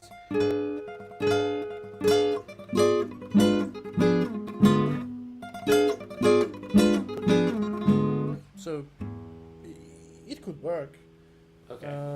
But still, yeah, it's not like the steel, so it's not like the 100% in the point, like the how it's called the complete truth that I'm telling. It's like the thing to try. Maybe it will work, maybe it will not. So yeah. Okay. So do you have something like else to some more questions about the? I think I'm good right now on Tango and Sky. I mean, I don't think that this was like the cleanest one I've ever done, but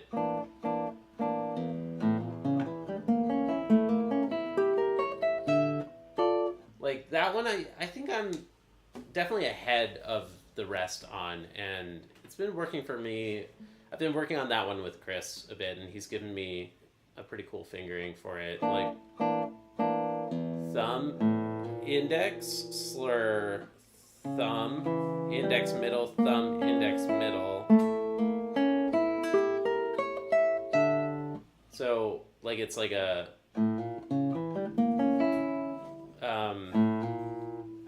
slur with the index finger and then P, P-I-M, P-I-M.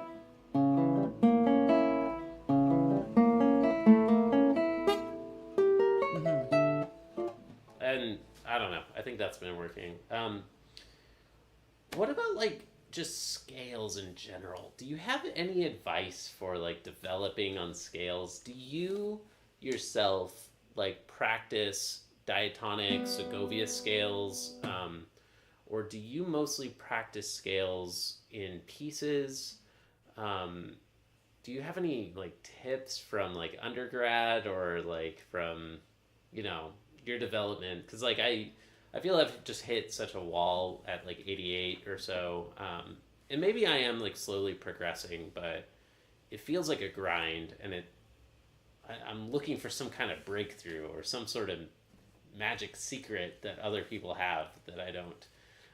Like, is it? Well, actually, no, I'm not practicing the scales so much As I told, I'm not practicing a lot of like exercises or something. I do practice scales, but for other reasons, for other tasks. Did you used They are not to? diatonical.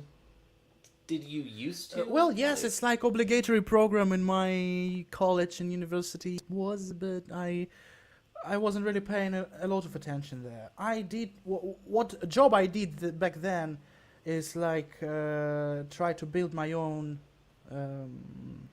fingerings. So, but the I was looking for because there was like some scales on my in my pieces, right? And so I don't know, for example.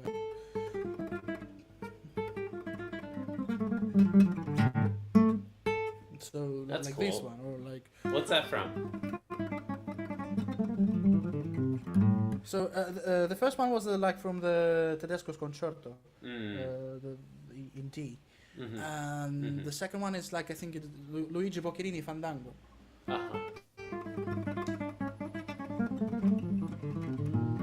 So, Cool. and I was practicing that, and I don't know. Yeah, maybe I'm losing something. I know I do probably. But I don't know. I was asking about that to my teacher here in Spain, and the main goal is preparation. So the secret is in preparation. So why did Chris, for example, suggested you to play open G there? I think it was in order to make it to change the fingerings a little bit here. So you have here like the third and second finger and move it straight here. Yeah, so because otherwise you'll have 2 and 1 here, and then you will have to change it like this. Yeah, that which was is part not of it. so convenient. And So so then the hand is in the same shape. yeah, it's the same strings, the same shape, but different fingerings, right? So different fingers. So in order to make this, so you are trying to think ahead. So whenever you build in your fingerings, you're thinking ahead how to prepare those. And actually, so the work I've been doing in this passage, so how to prepare it the most efficient way. So, and I figured out, for example, here. So I can put it like, first of all, I'm playing, then I place this one, and I have already prepared this one, but I'm not pushing those. And whenever I place it here, I'm doing it, so whenever I place this finger and whenever it sounds, I already have this prepared. Right. And then I'm playing this E, and while I'm playing it, the moment I'm plucking it, I already release my fingers here and put it here, 2 of these, second and fourth. Yeah. And then I'm playing the first note here, and I already have this one here. And then I do.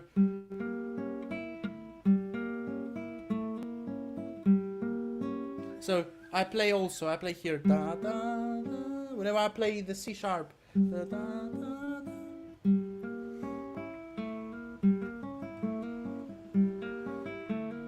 So whenever I play the E, I already have. I'm releasing my first finger and place it into to another one. So it's like a bunch of simultaneous movements. Yeah. With the right hand, with the left hand, inside of the left hand, mixing it with the right hand. So it's like a lot of things. So how to work on preparation? My teacher suggested me just really simple things. So you have here the scale. So you choose the one simple chromatic scale, like on the one position, right? On the one stack position. Then you just go Right. So whenever you go here, so you have already prepared this, and whenever look the movement, right? And so then I place in my fourth finger, and with those, I'm also simultaneously placing it for the first.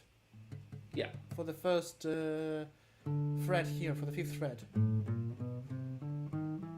Shouldn't it be? I guess you're skipping a note, but yeah, right? Yeah, I'm skipping a note. It's not like a the chromatic scale would be like. Yeah. But we are doing it only on one fret, one position. Yeah, just. So like. I see. And then the backwards. So you're doing it like. So you're already placing this, but you're not pushing this. Yeah. And Sure. also the main thing is to so I had the older black. I already have this thing, still have this problem. You see, I'm placing this too freaking out much, out of the strings, and I have to be.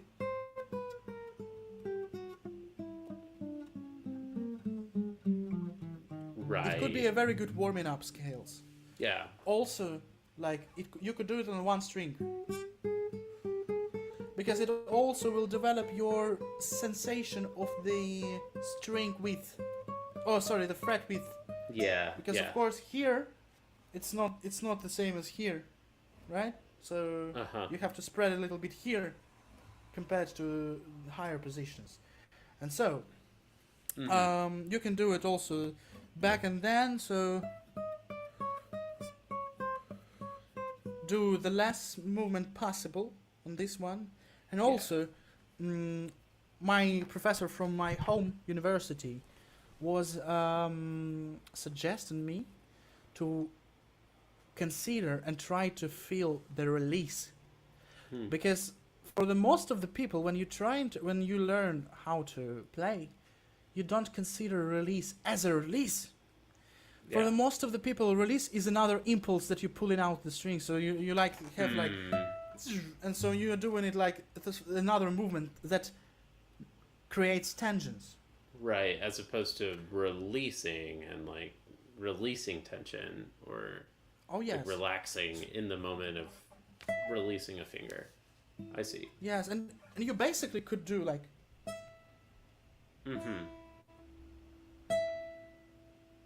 It's literally just so schizophrenic because you are doing the simple thing for.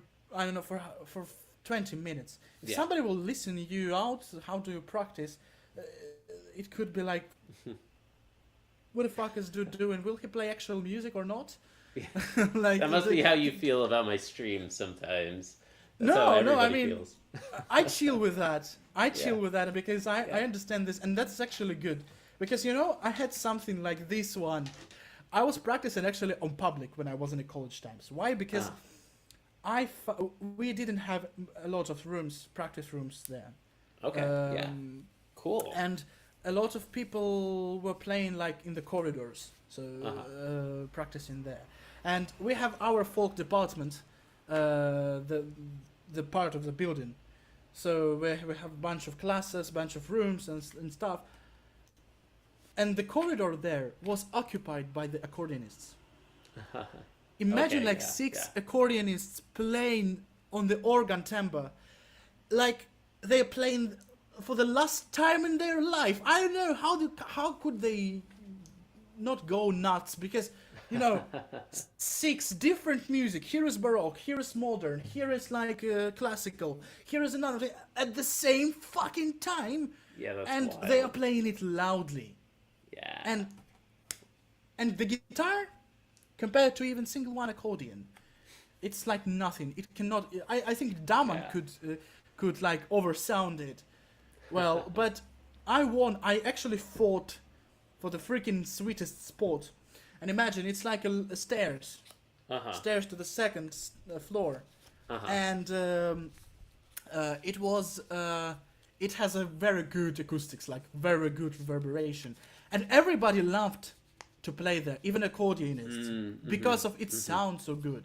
But I occupied it and fought for this because this is the only freaking place I could hear myself while practicing. Yeah. So I had a like stronger point. I mean, I'm sorry guys, you occupied the whole thing, and so go and practice there if you want to, and give to practice for someone else as well. So I was like, I was sometimes like arguing with people about this one, but imagine like this is the main stairs of the building and a lot of people passing by. Yeah. So from the second floor to the first and first to the second, and so I was like I was like on the public, and it was so so hard to keep myself out of showing myself up. So look how can I play, so with the passion, with the things. I really stood it. I had to like concentrate on this. I don't care about these people and this one. So I do my practice, even though they consider me like a crazy man. So I mean, they all musicians. They all already know what I'm doing. Everyone but understands. Still, it was so kind of thing. So kind of the stream that I do that on the internet. You have some public, you have some distractions, and some people passing by that your friends, and you're just distracting too much. It's really cool. I mean, somebody compared it to like a digital online conservatory or something, like walking the practice halls, like, and you hear just like random people practicing, like walking the halls of a digital conservatory.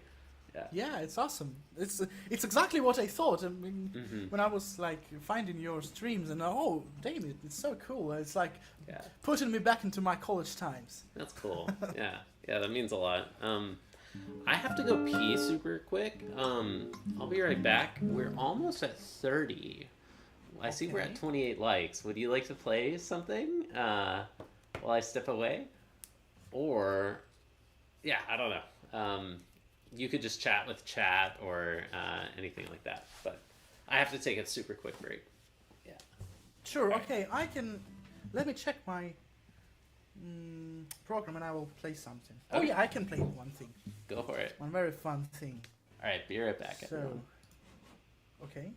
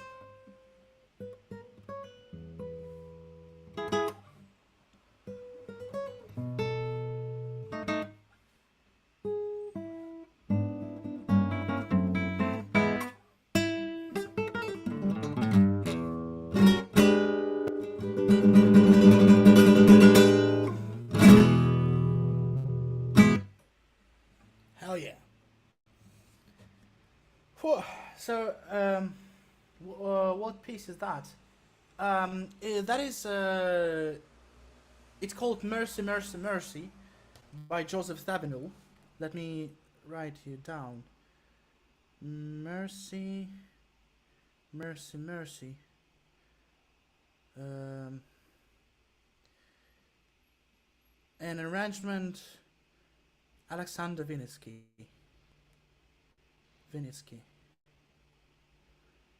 Here you have it. You shredded dude. Thank you, man. Thank you. All right. Welcome back, John. I just wrote it in the chat. So it was Mercy, Mercy, Mercy by Joseph Zawinul.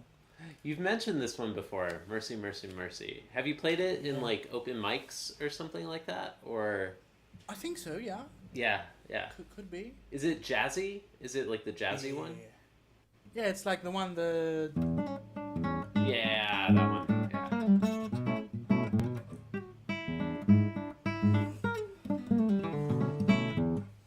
Something like this. My fingers aren't moving, so I gotta get my technique back because not practicing too much is influencing very badly. Yeah, I feel you. Cool. Well, does anybody have any questions for Tigran? Any or for either of us?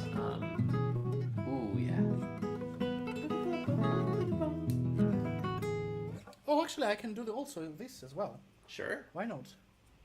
Yeah. I haven't done it in a week or something. Let's try. It's gorgeous.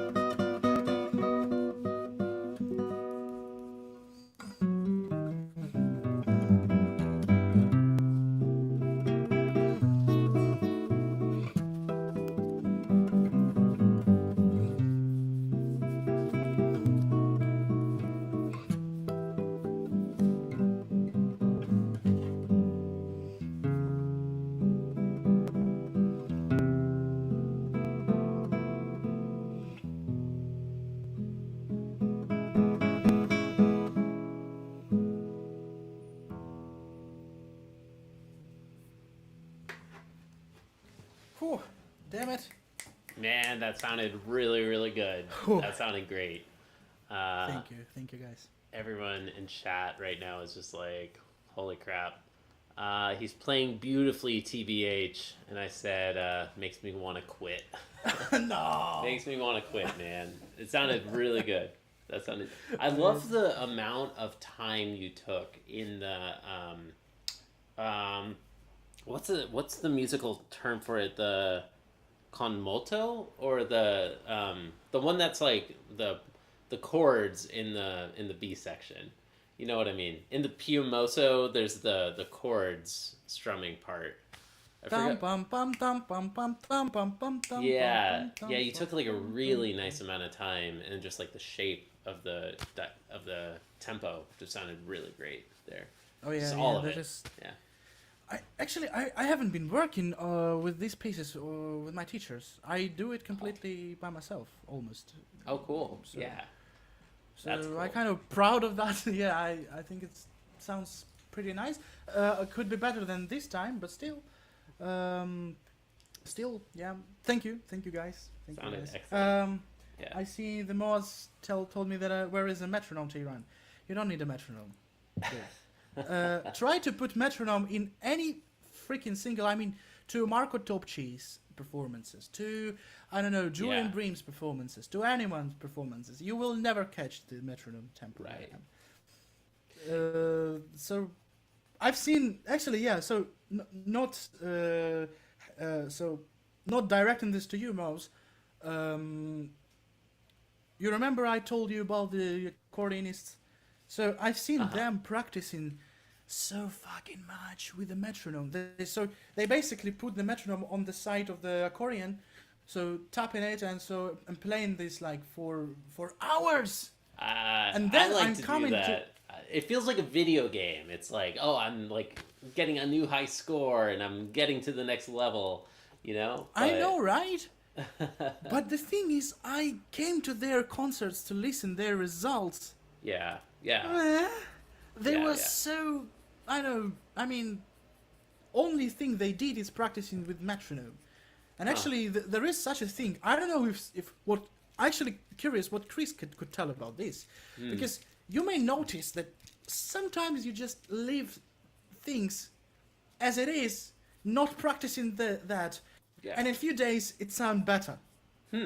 If you over-practice that, like, going, so, I'm going to the right, it doesn't sound better. Kind of robotic or something, or, like, really practiced as opposed to, like, organic, maybe, or, yeah. It's kind of, it seems like you needed time, to put it in, so your fingers to comprehend these things. Yeah. So your fingers to take the progress that you made. So it's, you gotta leave it for... after you bake it, you gotta leave it to cool down a little bit. I think so. Right. So yeah. That brings me to a question. I know that we're like just about at time of what I asked of you. So we can do it overtime if you want. Okay. I don't mind. Just like a little bit. I wanna make sure I get like a little bit of practice time before my Chris lesson, but Sure. Do you have, like, just generally speaking, also first I wanted to respond to a couple things in the chat. Rohit says metronomes didn't exist before 1816. Really? I didn't know that it was that recent. I thought it was older. Yeah. That's because there's so much music, like Bach, and like Bach wrote all his music without a metronome? That's amazing. Yeah. I didn't realize. Renaissance, Alonso Mudar, everything. Luis de Milan. Yeah, that's amazing. Yes. Wow. Yeah, thanks for sharing that. But yeah, like broad, wide open question to you. Like, you've watched me practice, and like more so than like Chris, I can ask you, because like Chris has watched me practice sometimes, but you've watched me practice a lot more. Like, do you have any general tips on like how I'm practicing? Like, am I practicing relatively smart, or maybe I'm using the metronome too much, or general, like, any kind of advice you might have, like Feedback is a gift. Most constructive criticism is. I can give some. Well, so I think you're doing a great job. But the thing is, if I were you on this level, on this place, right? I would go for trying to find something that trying to find your own thoughts. You're already doing this, but what I mean, so try to find the balance between musicality and technique. Yeah. And I mean, for me personally, the musicality leads the technique, so it goes before the technique at some point. Of course, if you are a complete beginner, you know there is no how it's called. There is no talks about the musicality. Sure, you have to learn the basics, but you are way far from the basics. So I've heard you playing Capriccio Arabe so great, like really. It's so musical, it's so awesome, and find everything of this in every music you play. Yeah. Try to decide, try to have ideas, so just to be more clear, you gotta build a story out of the music. Yeah. And also, it would be better if you kind of mix it with like historical terms. Maybe it would be like more kind of accurate, not out of the style of music. I think in our times it's completely good to play like more in style of that times, because we are way far from that. The main point to play this one is to try to know and learn how it used to be played before. And so the thing is, for example, to give you like most clear example, so you have like here the idea of playing this one. How do you get the ideas? You listen to some performances and you just copy that. Yeah. Yeah. For example, you listen 3 performances of, for example, Tango and Skai, and you just, okay, I love this idea. I love this idea. You can even sit with whatever it is, with the phone or with the notebook, and type it down. So, okay, the Mateusz Kowalski performance, the Roland Diaz performance, the Andrea González Caballero performance.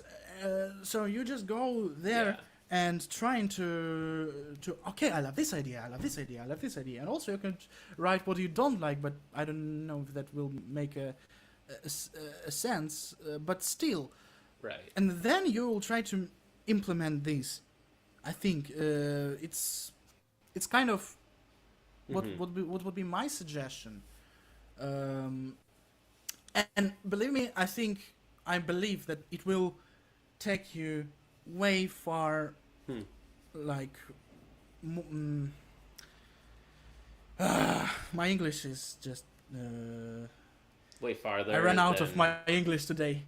So it will take you to the next level, to the farther level.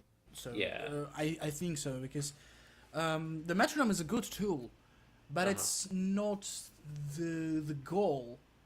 I do practice with the metronome when I'm about to. But for example, my teacher in Spain, we practice an overture with the metronome. Why? Because at some point of the whole, of the bigger terms, think so, like in 3 pages, for example, let's call it pages. I rushed it. I made a poco a poco. How it's called? I forgot the word. Fuck. Accelerando. You know this. It turned out that at this point I play slower than at this point. Yeah. And so she gave me a metronome, not every beat, but every first beat. Yeah. So also my teachers from my home institution, they suggested me to put on your metronome with the beeping things, right? But without the sound. So it will like flash and will not affect your thing, because it's kind of an idea of putting every first and third beat on the while you're practicing this it's actually a good idea to make this more free for you, because Yeah. in this click, in this duration, you can inside of the tact, inside of the measure, make it faster and slower down to Yeah. run into the beat. Yeah. And yeah. so that's how you are not rushing it in general. So I think, for example, it could be the one example. I use it for this one. I use it to understand something, for example, or discipline myself. Uh-huh. Especially when I'm trying to, especially in dance, now I'm using this one. I'm using Yeah. the metronome. But to glue everything up. Yeah. Yeah. So this kind of, not just playing it with the metronome. I'm trying to kind of understand what's this about without the metronome. I'm Yeah. trying to have this my metronome here. Yeah. Even though it's not accurate, That's but like how- then I will try to match it. Yeah, that's how Moaz said, like, where's the metronome? And I'm like, Tigran has surpassed the metronome. He's got an internal metronome. He can feel it. He can control it like an airbender or something. Yeah. All right, well, thank you, dude. Last question, if it's okay, is Sure. it's kind of a connecting topic that, like, I agree with you. Like, you're making me think that I should be playing and practicing more along with other recordings of people, and like, yeah, just copy somebody else's interpretation, just learn it perfectly, and like internalize like a master class from David Russell. If you just listen to it very carefully, like, how does he play? It's kind of hard to do that on stream, you know. Like, it like takes like a major break in the flow of a stream in order to like pull up a recording and like practice along with somebody else. And it just makes me think a lot and just wonder, like, how much do you think streaming is getting in the way of progressing? Maybe another way of maybe another way of framing this is, like, if you were in conservatory yourself, like maybe at my level, would you stream? Like, do you think a net positive? Can you advance the same speed? You know, like, are there advantages maybe to streaming, do you think? Or, because I always think that maybe I'm 80% as focused as I would be without streaming. As somebody, The less distractions. Yeah. Yeah. Go on. Sorry, I interrupted you. Well, like, as somebody who's streamed yourself, like, you've done it before, and it's gonna be distracting, right? How much do you think it's a distraction? Do you recommend it to others who want to get better? It's a pretty destructive. So the less distractions you have, the better you will go. But if you can do the good idea for you to stream was the focus mode. So you 30 minutes practicing to 20-30 minutes practicing, and then 5 minutes talking with chat, for example. Yeah. 5-10 minutes. That is how I do. I practice 20-30 minutes, then I stand up, going back there to keep my blood circulation go on, and then I go back to the practicing. So it's kind of refreshing. You distract to something, and you go back with a fresher brain. It for me specifically, it lets me practice more time in general. Yeah. But I meant another thing when I mentioned another recordings. I didn't meant to play it along with at the same time. I meant to. You listen to it very carefully, and you are noting the ideas. So how did he play this place? Yeah. And trying to repeat it. It's not necessarily supposed to be like playing along with and trying to play like in time with the guy. Right. It's more like the analysis process. But like, that's even more boring, I think, for stream. Like, maybe you could do it outside the stream, I think. Yeah. Right. And for example, go on the stream. Hey guys, I noticed this. I just stole this idea. That is an awesome idea. I want to try to find a way to copy that. Mm-hmm. So that could work, I guess. So Yeah. yeah, that is kind of a work outside the guitar. So Yeah. it's supposed to be done, I guess. So I think yeah, you have this. You are, even though you are a tech guy, you have this one inner feeling of music. I feel that. I definitely feel that, and that is some people lack of it. If you don't have this, or you have this little, you will never play as Mm-hmm. will never play good. So or you will, but it will take you so much time. But you have this thing, and you gotta, I think, to try to copy that, and that will help you farther. So you will have the mm, Yeah. you'll have the ideas of for the next pieces, Uh-huh. because in a major minor system there are not so many ideas, to be honest. They are kind of all already told in the music. You can find the ideas in the pop music in the Bach music. So Interesting. Yeah. Huh. that is the thing.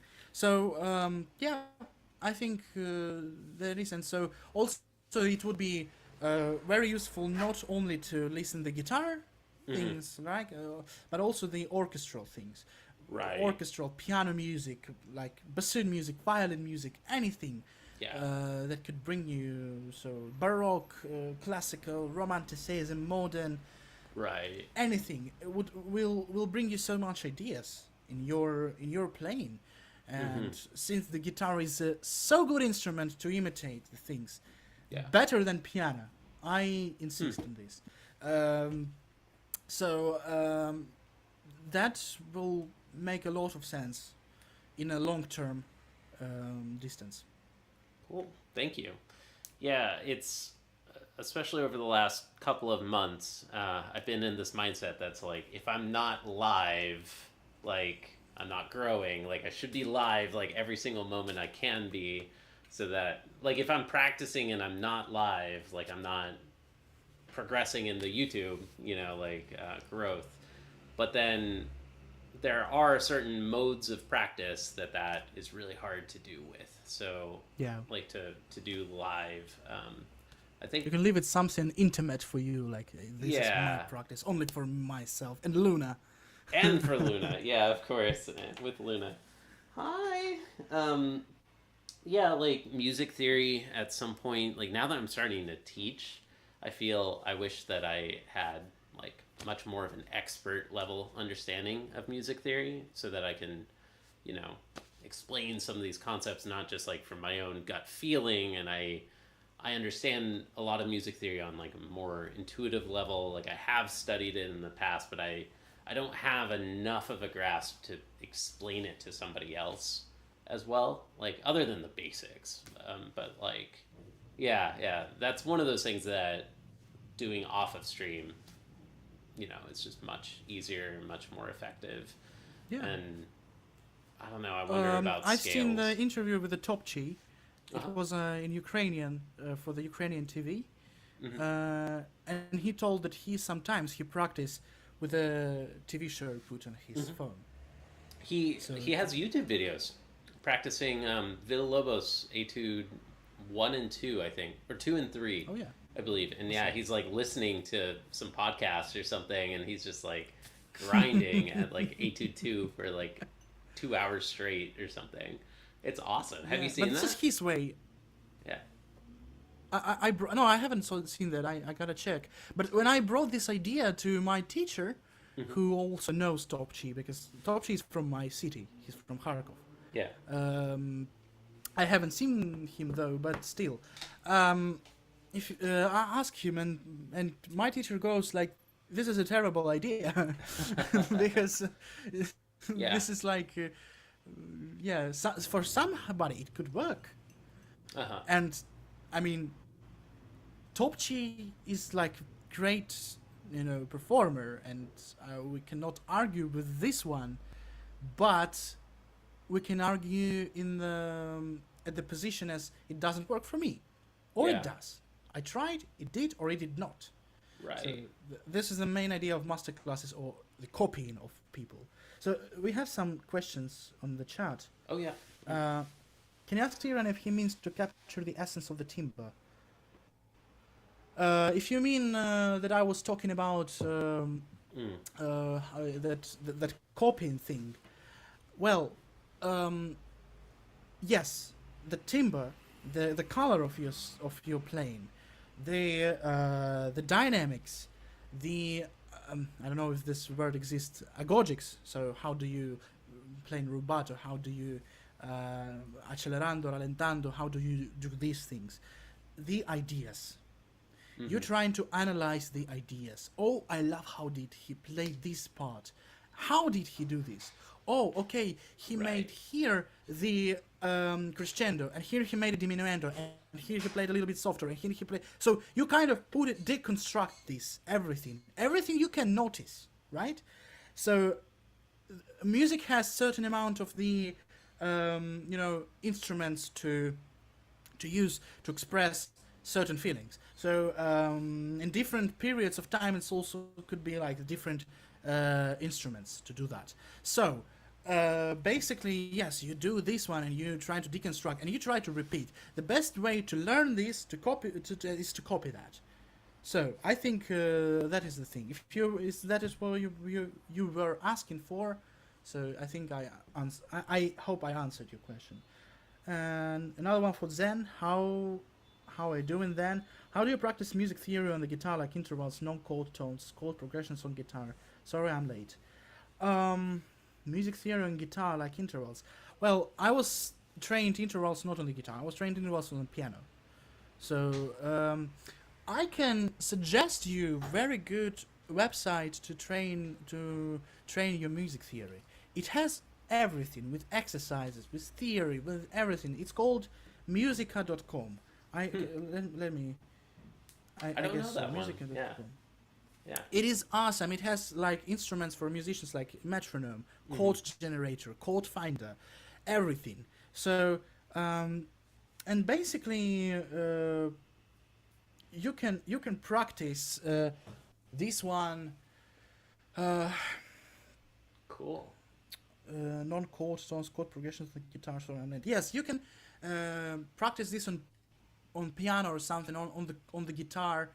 Uh, in a lot of different ways. I'm sorry, I'm not explaining this good because I'm not like a music theory teacher, since I'm like a guitar teacher, trained guitar teacher, but I wasn't trained like this much.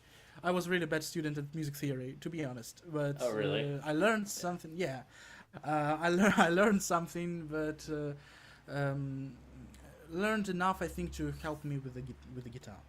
Yeah. Okay, sorry for like being so much so much on your stream time. So No, it's still, great, man. Yeah, thank you so much for hanging out with us, Tigran. I think maybe let's call it here. I'm gonna just cram some scales just a little bit. In 10 minutes here, we're going to transport this stream and join my other stream with Chris. And these will be on YouTube as two separate videos after the fact. So thank you awesome. so much, Tigran. This was an awesome hangout, conversation, lesson. I learned a lot, like especially the thumb and ring preparation on that tremolo. I think that's gonna game changer for me. So, and Yeah, thank as you. well as I feel the same. I like this. I like every time I get here to hang out with you guys, with you, John. yeah, It is really awesome. If you want, I could do this every day. let's do it. For Yeah, let's do it. Let's make it happen. okay. All right. Well, thank you so Thank you much, so much. Tigran. And yeah, thanks so much, chat. All right. So take care, Tigran. Bye. Bye, guys. Bye, Chad. Bye, John. Bye. Let me. All right. All right. Thank you, everybody, so much for hanging out and watching. I'm going to take a break, just grab some really quick lunch, and then in 9 minutes we're going to start my lesson with Chris. So be right back. Enjoy some Chacon and some Luna. Be right back, y'all.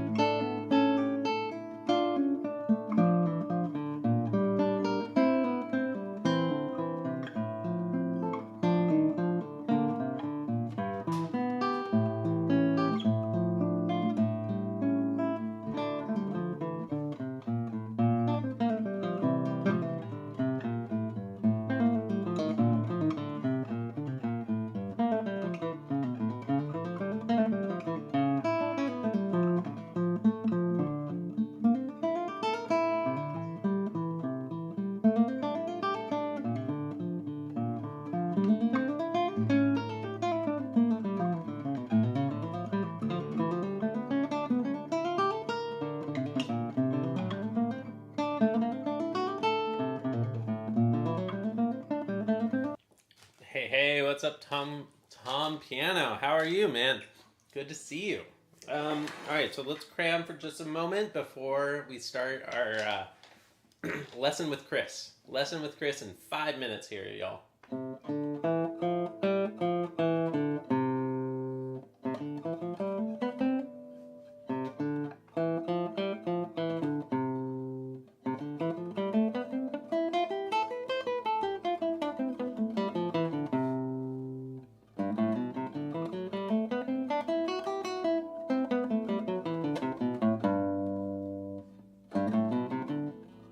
Who's the teacher? Christopher Ladd. He's awesome. He's my teacher.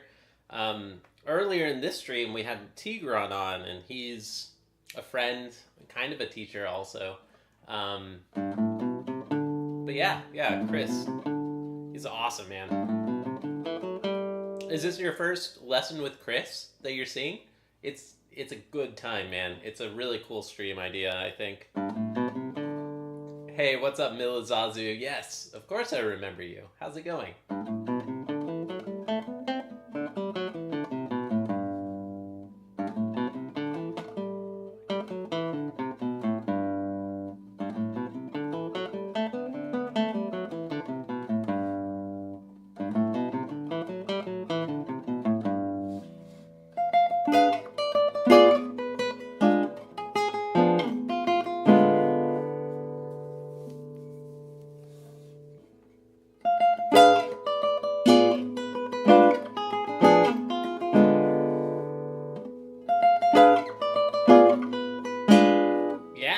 Those finals, dude. Did you win?